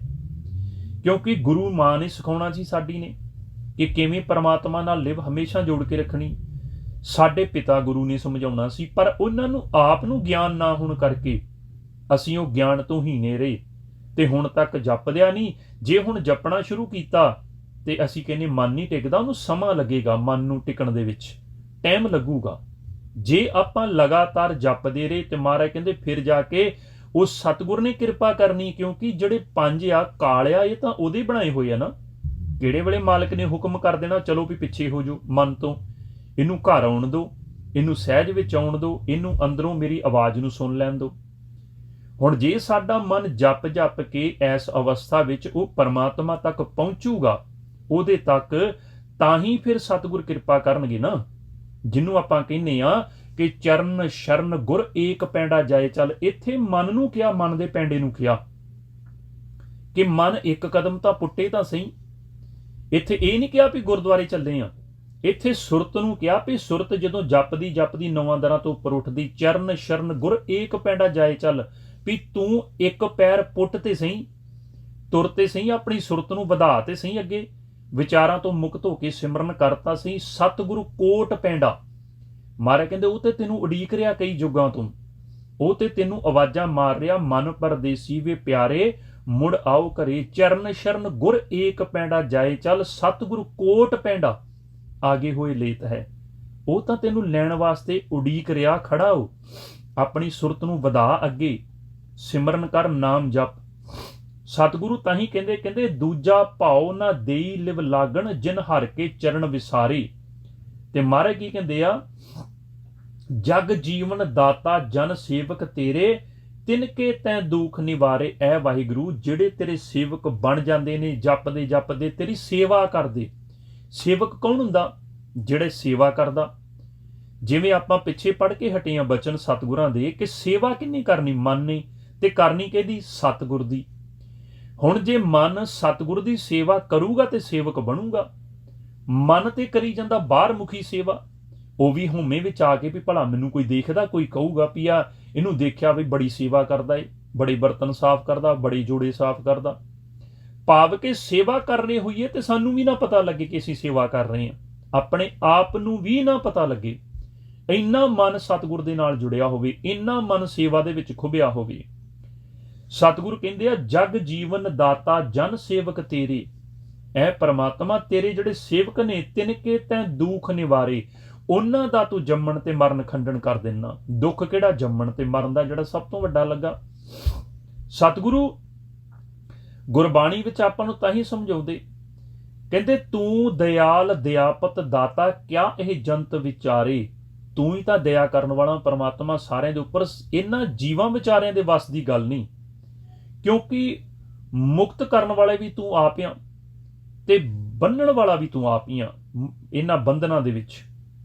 ਤਾਂ ਹੀ ਮਹਾਰਾਜ ਕਹਿੰਦੇ ਮੁਕਤ ਬੰਧ ਸਭ ਤੁਝ ਤੇ ਹੋਏ। ਵੀ ਜਿਹੜੇ ਬੰਧੇ ਹੋਏ ਸੀ, ਇਹਨਾਂ ਤ੍ਰੈ ਗੁਣਾਂ ਦੇ ਵਿੱਚ, ਇਹਨਾਂ ਪੰਜਾਂ ਦੇ ਵਸ ਵਿੱਚ ਜਿਹੜੇ ਬੰਦੇ ਸੀ ਉਹ ਮੁਕਤ ਤੂੰ ਆਪ ਹੀ ਕਿਰਪਾ ਕੀਤੀ। ਜਿਵੇਂ ਆਪਾਂ ਹੁਣੇ ਵਿਚਾਰ ਕੀਤੀ ਹੈ ਨਾ ਕਿ ਅਸੀਂ ਜਪੀਏ ਤਾਂ ਸਹੀ ਪ੍ਰਮਾਤਮਾ ਤੇ ਭਰੋਸਾ ਰੱਖ ਕੇ। ਜੇ ਪਰਿਵਾਰ ਵਿੱਚ ਦੁੱਖ ਵੀ ਆਉਂਦੇ ਆ, ਜੇ ਪਰਿਵਾਰ ਵਿੱਚ ਕਿਸੇ ਨਾ ਕਿਸੇ ਤਰ੍ਹਾਂ ਦੀਆਂ ਕੋਈ ਪ੍ਰੋਬਲਮ ਆਉਂਦੀਆਂ, ਉਹ ਵੀ ਨਾਲ ਚੱਲਣੀਆਂ ਵਾ, ਕਿਉਂਕਿ ਪ੍ਰੋਬਲਮ ਕਿਹਨੂੰ ਨਹੀਂ ਆਈਆਂ। ਗੁਰੂ ਅਰਜਨ ਦੇਵ ਪਾਤਸ਼ਾਹ ਮਹਾਰਾਜ ਪੰਚਮ ਪਾਤਸ਼ਾਹ ਸਾਡੇ ਪਿਤਾ ਜੀ, ਉਹਨਾਂ ਦੇ ਘਰ ਵਿੱਚ ਵੀ ਤਾਂ ਪ੍ਰੋਬਲਮ ਆਈ। ਉਹਨਾਂ ਦੇ ਸਕੇ ਭਰਾ ਪਿਰਥੀ ਚੰਦ ਨੇ ਜਿਹੜਾ ਸੁਲਹੀ ਖਾਨ ਸੀ, ਉਹਦੇ ਦੁਆਰਾ ਗੁਰੂ ਅਰਜਨ ਦੇਵ ਪਾਤਸ਼ਾਹ ਮਹਾਰਾਜ ਨੂੰ ਮਰਵਾਉਣ ਦੀ ਕੋਸ਼ਿਸ਼ ਕੀਤੀ ਸੀ, ਜੋ ਕਿ ਆਪਾਂ ਗੁਰਬਾਣੀ ਵਿੱਚ ਪੜ੍ਹਦੇ ਹਾਂ ਕਿ ਜਦੋਂ ਗੁਰੂ ਅਰਜਨ ਦੇਵ ਪਾਤਸ਼ਾਹ ਮਹਾਰਾਜ ਜੀਆਂ ਨੂੰ ਪਤਾ ਲੱਗਾ ਤੇ ਸਿੱਖਾਂ ਨੇ ਕਿਹਾ ਕਿ ਆਪਾਂ ਕੋਈ ਹੀਲਾ ਵਸੀਲਾ ਕਰੀਏ। ਗੁਰੂ ਅਰਜਨ ਦੇਵ ਪਾਤਸ਼ਾਹ ਮਹਾਰਾਜ ਨੂੰ ਸਿੱਖ ਆਖਣ ਲੱਗੇ ਕਿ ਇਦਾਂ ਕਰਦੇ ਕਿ ਆਪਾਂ ਪਿਰਥੀ ਚੰਦ ਨੂੰ ਇੱਕ ਕੋਈ ਪੱਤਰ ਲਿਖ ਕੇ ਭੇਜ ਦਿੰਦੇ ਹਾਂ। ਤੇ ਗੁਰੂ ਸਾਹਿਬ ਕਹਿੰਦੇ ਨਹੀਂ, ਆਪਾਂ ਇਹ ਕੰਮ ਨਹੀਂ ਕਰਨਾ। ਫਿਰ ਸਿੱਖਾਂ ਨੇ ਸਲਾਹ ਦਿੱਤੀ ਵੀ ਚਲੋ ਇੱਕ ਦੋ ਜੀਵ ਆਪਾਂ ਆਪਣੇ ਗੁਰਸਿੱਖ ਭੇਜ ਦਿੰਦੇ ਹਾਂ, ਵੀ ਸਾਡਾ ਤੁਹਾਡੇ ਨਾਲ ਕੋਈ ਵੈਰ ਨਹੀਂ। ਮਾਰੇ ਕਹਿੰਦੇ ਆਪਾਂ ਇਹ ਵੀ ਨਹੀਂ ਕੰਮ ਕਰਨਾ। ਸਤਿਗੁਰੂ ਗੁਰਬਾਣੀ 'ਚ ਕਹਿੰਦੇ ਨੇ, ਪ੍ਰਥਮੇ ਮਤਾ ਮੈਂ ਪੱਤਰੀ ਚਲਾਉਂ, ਦੂਤੀਏ ਮਤਾ ਦੋਇ ਮਾਨੁਖ ਪਚਾਉਂ, ਤ੍ਰਿਤੀਏ ਮਤਾ ਕਿਛ ਕਰੂੰ ਉਪਾਇਆ। ਫਿਰ ਕਹਿੰਦੇ ਚਲੋ ਕੋਈ ਹੋਰ ਉਪਾਅ ਕਿਹੜਾ ਕਰੀਏ। ਸਤਿਗੁਰ ਕਹਿੰਦੇ ਨਹੀਂ, ਮੈਂ ਸਭ ਕਿਛ ਛੋੜ ਪ੍ਰਭ ਤੂੰ ਹੀ ਧਿਆਇਆ। ਉਹ ਫਿਰ ਵੀ ਕਹਿੰਦੇ ਨਹੀਂ, ਮੈਂ ਇਹੋ ਜਿਹਾ ਕੁਛ ਵੀ ਨਹੀਂ ਕੰਮ ਕਰਨਾ, ਮੈਂ ਕੇਵਲ ਤੇ ਕੇਵਲ ਆਪਣੇ ਉਹ ਨਿਰੰਕਾਰ ਪਿਤਾ ਤੇ ਭਰੋਸਾ ਰੱਖਣਾ, ਉਹਨੂੰ ਧਿਆਉਣਾ, ਉਹ ਜੋ ਕਰੂਗਾ ਚੰਗਾ ਹੋਊਗਾ। ਹੁਣ ਕੀ ਹੋਇਆ, ਜਦੋਂ ਸੁਲਹੀ ਖਾਨ ਆਇਆ ਨਾ ਮਾਰਨ ਵਾਸਤੇ ਗੁਰੂ ਅਰਜਨ ਦੇਵ ਪਾਤਸ਼ਾਹ ਮਹਾਰਾਜ ਨੂੰ, ਤੇ ਉਹ ਇੱਕ ਭੱਠਾ ਦੇਖਣ ਚਲਿਆ ਗਿਆ, ਇੱਟਾਂ ਦਾ ਭੱਠਾ ਜਿਹੜਾ ਹੁੰਦਾ। ਹੁਣ ਜਦੋਂ ਉੱਥੇ ਦੇਖਣ ਗਿਆ, ਹੁਣ ਹੋਇਆ ਕਿ ਜਦੋਂ ਇੱਟਾਂ ਦਾ ਭੱਠਾ ਦੇਖਣ ਲੱਗੇ ਤਾਂ ਉਹਦਾ ਘੋੜਾ ਡਰ ਗਿਆ ਤੇ ਉਹ ਘੋੜੇ ਸਮੇਤ ਹੀ ਉਸ ਭੱਠੇ ਦੇ ਵਿੱਚ ਸੜ ਕੇ ਸੁਆਹ ਹੋ ਗਿਆ। ਹੁਣ ਆਪਾਂ ਇਹ ਸਮਝਦੇ ਹਾਂ ਕਿ ਸਾਡੇ ਮੁਸਲਿਮ ਧਰਮ ਵਾਲੇ ਵੀਰ ਭੈਣ ਜਿਹੜੇ ਨੇ, ਕਿ ਉਹ ਜਿਹੜੇ ਨੇ ਉਹ ਸਰੀਰ ਨੂੰ ਆਪਣੀ ਕਿਰਿਆ ਆਪਣੇ ਧਰਮ ਮੁਤਾਬਕ ਉਹਨੂੰ ਦੱਬ ਦਿੰਦੇ ਨੇ ਮਿੱਟੀ ਦੇ ਵਿੱਚ, ਤੇ ਭਾਵ ਫਿਰ ਗੁਰੂ ਅਰਜਨ ਦੇਵ ਪਾਤਸ਼ਾਹ ਮਹਾਰਾਜ ਕਹਿੰਦੇ ਉਹ ਨਾਪਾਕ ਹੋ ਗਿਆ, ਕਿਉਂਕਿ ਉਹ ਸੜ ਗਿਆ, ਉਹਨੂੰ ਕਫਨ ਤੇ ਦਫਨ ਵੀ ਮਹਿਸੂਸ ਉਹਨੂੰ ਜਿਹੜਾ ਨਸੀਬ ਨਹੀਂ ਹੋਇਆ। ਤਾਂ ਹੀ ਗੁਰੂ ਅਰਜਨ ਦੇਵ ਪਾਤਸ਼ਾਹ ਮਹਾਰਾਜ ਪਰਮਾਤਮਾ ਦਾ ਸ਼ੁਕਰਾਨਾ ਕਰਦੇ ਗੁਰਬਾਣੀ ਵਿੱਚ ਸਮਝਾਉਂਦੇ ਨਾ ਕਿ ਸੁਲਹੀ ਤੇ ਨਾਰਾਇਣ ਰਾਖ, ਸੁਲਹੀ ਕਾ ਹਾਥ ਕਹੀਂ ਨਾ ਪਹੁੰਚੇ, ਸੁਲਹੀ ਮੂਆ ਹੁਆ ਨਪਾਕ, ਕਿ ਉਹ ਨਪਾਕ ਹੋ ਕੇ ਮਰਿਆ ਇੱਥੇ ਸੰਸਾਰ ਵਿੱਚ। ਇਸ ਕਰਕੇ ਸਤਿਗੁਰੂ ਸਾਨੂੰ ਵੀ ਸਮਝਾਉਂਦੇ ਗੁਰਬਾਣੀ ਵਿੱਚ। ਮਹਾਰਾਜ ਕਹਿੰਦੇ ਆ ਕਿ ਇਹ ਵਾਹਿਗੁਰੂ ਇਸ ਸੰਸਾਰ ਦੇ ਵਿੱਚ ਬੰਧਨਾਂ ਤੋਂ ਸਾਨੂੰ ਮੁਕਤ ਕਰਾਉਣ ਵਾਲਾ ਤੂੰ ਹੀ ਆ। ਤਾਂ ਹੀ ਮਹਾਰਾਜ ਕਹਿੰਦੇ ਮੁਕਤ ਬੰਧ ਸਭ ਤੁਝ ਤੇ ਹੋਏ, ਐਸਾ ਆਖ ਵਖਾਣਾ। ਹੁਣ ਮਹਾਰਾਜ ਕਹਿੰਦੇ ਮੁਕਤ ਕੌਣ ਹੁੰਦਾ? ਮਹਾਰਾਜ ਕਹਿੰਦੇ ਮੁਕਤ ਹੁੰਦਾ ਜਿਹੜਾ ਗੁਰਮੁਖ ਬਣ ਜਾਂਦਾ। ਤੇ ਬੰਨਿਆ ਕੌਣ ਰਹਿੰਦਾ ਮਾਇਆ ਦੇ ਵਿੱਚ, ਤ੍ਰੈ ਗੁਣਾਂ ਦੇ ਵਿੱਚ, ਪੰਜਾਂ ਦੇ ਵਿੱਚ ਬੰਨਿਆ ਕੌਣ ਰਹਿੰਦਾ? ਕਹਿੰਦੇ ਜਿਹੜਾ ਮਨਮੁਖ ਹੁੰਦਾ। ਮਹਾਰਾਜ ਕਹਿੰਦੇ ਆ ਗੁਰਮੁਖ ਹੋਵੈ ਸੋ ਮੁਕਤ ਕਹੀਐ, ਮਨਮੁਖ ਬੰਧ ਵਿਚਾਰੇ। ਉਹ ਤਾਂ ਵਿਚਾਰੇ ਬੰਝੇ ਰਹਿੰਦੇ ਨੇ ਪੰਜਾਂ ਦੇ ਵਸ ਵਿੱਚ, ਤੇ ਜਿਹੜੇ ਗੁਰਮੁਖ ਬਣ ਜਾਂਦੇ ਨੇ। ਕਿਉਂਕਿ ਗੁਰਮੁਖ ਭਾਵ ਕਿ ਕੋਈ ਇਹ ਨਾ ਸਮਝੇ ਵੀ ਅਸੀਂ ਤੇ ਆਪਣੇ ਆਪ ਨੂੰ ਹੈ ਤਾਂ ਹੀ ਠੀਕ ਹੈ ਮਨਮੁਖ ਆ, ਲੇਕਿਨ ਮਨਮੁਖ ਨੂੰ ਜੀਵ ਆਪਣੇ ਆਪ ਨੂੰ ਗੁਰਮੁਖ ਬਣਾ ਸਕਦਾ। ਕਿਵੇਂ ਬਣਾ ਸਕਦਾ? ਗੁਰਬਾਣੀ ਗੁਰੂ ਸਾਹਿਬ ਦੀ ਕਮਾਈ ਕਰਕੇ, ਸਿਮਰਨ ਦੀ, ਨਾਮ ਦੀ ਕਮਾਈ ਕਰਕੇ ਮਨਮੁਖ ਤੋਂ ਜੀਵ ਗੁਰਮੁਖ ਬਣ ਸਕਦਾ। ਉਹ ਆਪਣੀ ਮਰਜ਼ੀ ਅਸੀਂ ਬਣਦੇ ਕਿ ਨਹੀਂ ਬਣਦੇ। ਜੇ ਤੇ ਸੰਗਤ ਵਿੱਚ ਆ ਕੇ ਜਪਦੇ ਹਾਂ, ਅਸੀਂ ਪਰਮਾਤਮਾ ਦਾ ਅਭਿਆਸ ਸਿਮਰਨ ਕਰਦੇ ਹਾਂ, ਤੇ ਮਨ ਸਾਡਾ ਮਨਮੁਖ ਤੋਂ ਗੁਰਮੁਖ ਬਣ ਸਕਦਾ। ਫਿਰ ਅਸੀਂ ਇਹ ਬੰਧਨ ਤੋਂ ਆਜ਼ਾਦ ਮੁਕਤ ਹੋ ਸਕਦੇ ਹਾਂ। ਸਤਿਗੁਰੂ ਗੁਰਬਾਣੀ ਸਮਝਾਉਂਦੇ, ਮਹਾਰਾਜ ਕਹਿੰਦੇ ਆ ਜਿਨ੍ਹਾਂ ਨੇ ਉਸ ਸੱਚ ਇੱਕ ਪਰਮਾਤਮਾ ਨਾਲ ਆਪਣੀ ਲਿਵ ਜੋੜ ਲਈ ਨਾ, ਉਹ ਸਮਝ ਲਓ ਕਿ ਉਹ ਜਨ ਜਿਹੜਾ ਉਹ ਸਰੀਰ ਆ ਉਹ ਮੁਕਤ ਹੋ ਗਿਆ। ਤਾਂ ਹੀ ਮਹਾਰਾਜ ਕਹਿੰਦੇ ਸੋ ਜਨ ਮੁਕਤ ਜਿਸ ਏਕ ਲਿਵ ਲਾਗੀ, ਸਦਾ ਰਹਿ ਹਰ ਨਾਲੀ। ਜਿਹੜਾ ਮਨ, ਜਿਹੜੀ ਸੁਰਤ ਹਮੇਸ਼ਾ ਇੱਕ ਪਰਮਾਤਮਾ ਹਰੀ ਦੇ ਨਾਲ ਆਪਣੀ ਲਿਵ ਜੋੜ ਕੇ ਰੱਖਦੇ ਨੇ, ਮਹਾਰਾਜ ਕਹਿੰਦੇ ਉਹ ਮੁਕਤ ਹੋ ਜਾਂਦੇ ਨੇ। ਜਿਉਂਦੇ ਜੀ ਸੰਸਾਰ ਵਿੱਚ ਸਰੀਰ ਛੱਡਣ ਤੋਂ ਪਹਿਲਾਂ ਹੀ ਜਿਉਂਦੇ ਜੀ ਮੁਕਤ ਹੋ ਜਾਂਦੇ ਨੇ। ਮਹਾਰਾਜ ਕਹਿੰਦੇ ਆ ਵੀ ਫਿਰ ਉਹਨਾਂ ਦੀ ਤਿੰਨ ਕੀ ਗਹਿਣ ਗੱਤ ਕਹੀ ਨਾ ਜਾਈ, ਸੱਚੈ ਆਪ ਸਵਾਰੇ। ਦੇਖੋ ਕਹਿੰਦੇ ਆ ਉਹ ਪਰਮਾਤਮਾ ਸੱਚ ਨਿਰੰਕਾਰ ਆਪ ਉਹਨਾਂ ਨੂੰ ਸਵਾਰ ਦਿੰਦਾ, ਆਪ ਮੁਕਤ ਕਰ ਦਿੰਦਾ ਉਹਨਾਂ ਨੂੰ। ਇੰਨੀ ਕਿਰਪਾ ਬਖਸ਼ਿਸ਼ ਕਰਦਾ ਸਤਿਗੁਰੂ। ਸਤਿਗੁਰੂ ਗੁਰਬਾਣੀ 'ਚ ਤਾਂ ਹੀ ਸਮਝਾਉਂਦੇ, ਕਹਿੰਦੇ ਜਿਹੜੇ ਮਨਮੁਖ ਜੀਵ ਹੁਣ ਭੁੱਲੇ ਰਹਿੰਦੇ ਨੇ ਭਰਮ ਵਿੱਚ ਪੈ ਕੇ, ਜਿਵੇਂ ਸਾਡਾ ਭਰਮ ਆ ਜੀ ਆਹ ਕੰਮ ਕਰ ਲਈਏ ਤੇ ਮੁਕਤੀ ਮਿਲ ਜੂਗੀ, ਆਹ ਦੂਸਰਾ ਕੰਮ ਕਰ ਲਈਏ ਤੇ ਮੁਕਤੀ ਮਿਲ ਜੂਗੀ। ਮਹਾਰਾਜ ਕਹਿੰਦੇ ਉਹ ਐਸੇ ਮਨਮੁਖ ਜੀਵ ਭਰਮ ਵਿੱਚ ਭੁੱਲੇ ਰਹਿੰਦੇ ਨੇ। ਤੇ ਮਹਾਰਾਜ ਕਹਿੰਦੇ ਨਾ ਉਹ, ਜਿਵੇਂ ਆਪਾਂ ਕਹਿੰਦੇ ਨਾ ਕਿੰਨਾ ਘਰ ਦਾ ਨਾ ਘਾਟ ਦਾ, ਮਹਾਰਾਜ ਕਹਿੰਦੇ ਨਾ ਉਹ ਇੱਥੋਂ ਜੋਗੇ ਰਹਿੰਦੇ ਇਹ ਪਾਸੇ ਜੋਗੇ ਤੇ ਨਾ ਪਰਲੇ ਪਾਸੇ ਜੋਗੇ, ਭਾਵ ਕਿ ਸਰੀਰ ਛੱਡਣ ਤੋਂ ਬਾਅਦ ਜਿੱਥੇ ਜਾਣਾ ਪਰਲੋਕ ਜੋਗੇ ਵੀ ਨਹੀਂ ਰਹਿੰਦੇ। ਤਾਂ ਹੀ ਮਹਾਰਾਜ ਕਹਿੰਦੇ ਭਰਮ ਭੁਲਾਣੇ ਸੇ ਮਨਮੁਖ ਕਹੀਐ, ਨਾ ਉਰਵਾਰ ਨਾ ਪਾਰ। ਨਾ ਉਹ ਇੱਥੋਂ ਜੋਗੇ, ਇੱਥੇ ਵੀ ਮਨ ਕਰਕੇ ਦੁਖੀ, ਤੇ ਅੱਗੇ ਜਾ ਕੇ ਵੀ ਉਹਨਾਂ ਨੂੰ ਚੋਟਾਂ ਸਹਿਣੀਆਂ ਪੈਂਦੀਆਂ, ਸਰੀਰ ਅੱਗੇ ਜਾ ਕੇ ਵੀ ਮਨ ਕਰਕੇ ਦੁਖੀ, ਤੇ ਫਿਰ ਜਨਮਾਂ ਵਿੱਚ ਚਲੇ ਜਾਂਦੇ, ਜੂਨਾਂ ਵਿੱਚ ਚਲੇ ਜਾਂਦੇ। ਹੁਣ ਸਤਿਗੁਰੂ ਕਹਿੰਦੇ ਆ ਕਿ ਜਿਹਨੂੰ ਪਰਮਾਤਮਾ ਆਪਣੀ ਮਿਹਰ ਭਰੀ ਨਜ਼ਰ ਕਰ ਦੇਵੇ, ਉਹੀ ਜਨ ਜਿਹੜਾ ਆ ਉਹ ਗੁਰੂ ਦਾ ਸ਼ਬਦ ਆਪਣੇ ਅੰਦਰ ਸਮਾ ਲੈਂਦਾ ਆ। ਹੁਣ ਆਪਣੀ ਇਸ ਸੰਗਤ ਵਿੱਚ ਬਹੁਤ ਐਸੇ ਗੁਰਮੁਖ ਆ ਜਿਹੜੇ ਕਹਿੰਦੇ ਸੀ ਅਸੀਂ ਪਹਿਲੋਂ ਕੁਛ ਇਹੋ ਜਿਹੀ ਪਦਾਰਥ ਛਕਦੇ ਸੀ, ਸ਼ਰਾਬ ਪੀਂਦੇ ਸੀ ਜਾਂ ਕੀ ਪੀਂਦੇ ਸੀ, ਪਰ ਜਿਸ ਦਿਨ ਦਾ ਆਪਾਂ ਸੰਗਤ ਵਿੱਚ ਆਉਣਾ ਸ਼ੁਰੂ ਕੀਤਾ, ਸਤਿਗੁਰ ਨੇ ਬਖਸ਼ਿਸ਼ ਕੀਤੀ ਆ, ਅਸੀਂ ਇਸ ਮਾਰਗ ਤੇ ਚੱਲ ਪਏ ਆ। ਕਿਉਂਕਿ ਸਤਿਗੁਰ ਨੇ ਆਪ ਬਖਸ਼ਿਸ਼ ਕੀਤੀ ਨਾ, ਕਿਸੇ ਬੰਦੇ ਨੇ ਕਿਸੇ ਜੀਵ ਨੇ ਬਖਸ਼ਿਸ਼ ਨਹੀਂ ਕੀਤੀ। ਉਹਨਾਂ ਦਾ ਆਪਣਾ ਮਨ ਕਮਾਈ ਜੋਗਾ ਹੋ ਗਿਆ, ਇਹ ਸਤਿਗੁਰਾਂ ਦੀ ਬਾਣੀ ਨੂੰ ਕਮਾਉਣ ਲੱਗ ਗਿਆ, ਆਪ ਉਹ ਕਮਾਉਣ ਲੱਗ ਗਏ, ਫਿਰ ਪਰਮਾਤਮਾ ਨੇ ਬਖਸ਼ਿਸ਼ ਕੀਤੀ। ਤਾਂ ਹੀ ਤਾਂ ਮਹਾਰਾਜ ਕਹਿੰਦੇ ਜਿਸ ਨੂੰ ਨਦਰ ਕਰੇ ਸੋਈ ਜਨ ਪਾਏ, ਗੁਰ ਕਾ ਸ਼ਬਦ ਸੰਭਾਲੇ। ਕਿਉਂਕਿ ਉਹਨਾਂ ਨੇ ਸ਼ਬਦ ਨੂੰ ਸੰਭਾਲਣਾ, ਅੰਦਰ ਜਿਹੜਾ ਵਾ ਕਮਾਉਣਾ ਸ਼ੁਰੂ ਕਰ ਦਿੱਤਾ, ਤੇ ਪਰਮਾਤਮਾ ਨੇ ਨਜ਼ਰ ਕਰ ਦਿੱਤੀ ਉਹਨਾਂ ਦੇ ਉੱਪਰ। ਸਤਿਗੁਰ ਕਹਿੰਦੇ ਹਰ ਜਨ ਮਾਇਆ ਮਾਹੇ ਨਿਸਤਾਰੇ। ਜਿਹੜੇ ਹਰੀ ਦੇ ਜਨ ਬਣ ਜਾਂਦੇ ਨੇ ਜਪਦੇ ਜਪਦੇ, ਉਹ ਫਿਰ ਮਾਇਆ ਤੋਂ, ਤ੍ਰੈ ਗੁਣਾ ਤੋਂ, ਤਰਲੋਕੀ ਤੋਂ ਆਪਣੇ ਆਪ ਨੂੰ ਉੱਪਰ ਉੱਠ ਜਾਂਦੇ ਨੇ। ਤੇ ਮਹਾਰਾਜ ਕਹਿੰਦੇ ਆ ਨਾਨਕ ਭਾਗ ਹੋਵੇ ਜਿਸ ਮਸਤਕ ਕਲ ਇਹ ਮਾਰ ਬਿਦਾਰੇ। ਇੱਥੋਂ ਤੱਕ ਕਹਿਤਾ ਕਿ ਜਿਹੜੇ ਜਪਦੇ ਨੇ, ਜਿਹੜੇ ਗੁਰੂ ਦੀ ਸ਼ਰਨ ਵਿੱਚ ਜਾਂਦੇ ਨੇ, ਜਿਹੜੇ ਅਭਿਆਸ ਕਰਦੇ ਨੇ, ਨਾਮ ਤੱਕ ਪਹੁੰਚਦੇ ਨੇ, ਮਹਾਰਾਜ ਕਹਿੰਦੇ ਆ ਉਹਨਾਂ ਦੇ ਇਹੋ ਜਿਹੇ ਵੱਡੇ ਭਾਗ ਬਣ ਜਾਂਦੇ ਨੇ ਕਿ ਉਹ ਕਾਲ ਨੂੰ ਵੀ ਮਾਰ ਦਿੰਦੇ ਨੇ। ਤਾਂ ਹੀ ਮਹਾਰਾਜ ਕਹਿੰਦੇ ਨਾਨਕ ਭਾਗ ਹੋਵੇ ਜਿਸ ਮਸਤਕ ਕਲ ਇਹ ਮਾਰ ਬਿਦਾਰੇ। ਉਹ ਕਾਲ ਤੋਂ ਵੀ ਮੁਕਤ ਹੋ ਜਾਂਦੇ ਨੇ, ਕਿਉਂਕਿ ਜੰਮਣ ਮਰਨ ਉਹਨਾਂ ਦਾ ਮੁਕਤ ਹੋ ਗਿਆ। ਇਸ ਕਰਕੇ ਜੋ ਪਾਤਸ਼ਾਹ ਸਾਨੂੰ ਗੁਰਬਾਣੀ 'ਚ ਗਿਆਨ ਸਮਝਾ ਰਹੇ, ਜੇ ਤੇ ਆਪਾਂ ਇਸ ਗਿਆਨ ਨੂੰ ਸਿਰਫ ਇੱਕ ਆ ਕੇ ਵੀ ਗੁਰਬਾਣੀ ਦੀਆਂ ਗੱਲਾਂ ਹੁੰਦੀਆਂ ਜੀ, ਬਹੁਤ ਸਕੂਨ ਮਿਲਦਾ ਮਨ ਨੂੰ, ਸਿਰਫ ਇੰਨਾ ਕਹਿ ਕੇ ਸਕੂਨ ਲੈਣਾ, ਤੇ ਉਹ ਸਕੂਨ ਇੱਕ ਸਾਡਾ ਕੰਨਾਂ ਦਾ ਰਸ ਆ। ਤੇ ਜੇ ਗੁਰਬਾਣੀ ਨੂੰ ਕਮਾਉਣਾ ਆ ਤੇ ਫਿਰ ਸਮਝ ਲਓ ਅਸੀਂ ਸਿਮਰਨ ਅਭਿਆਸ ਵੀ ਜ਼ਰੂਰ ਕਰਨਾ। ਸਿਮਰਨ ਅਭਿਆਸ ਕਰਦੇ ਕਰਦੇ ਆਪਾਂ ਉਸ ਪਰਮਾਤਮਾ ਦਾ ਗਿਆਨ ਵੀ ਜ਼ਰੂਰ ਲੈਣਾ, ਤਾਂ ਕਿ ਸਾਨੂੰ ਵੀ ਭੇਤ ਆਵੇ ਕਿ ਸਤਿਗੁਰੂ ਗੁਰਬਾਣੀ ਵਿੱਚ ਸਾਨੂੰ ਕੀ ਸਮਝਾਉਣਾ ਕਰਦੇ ਆ।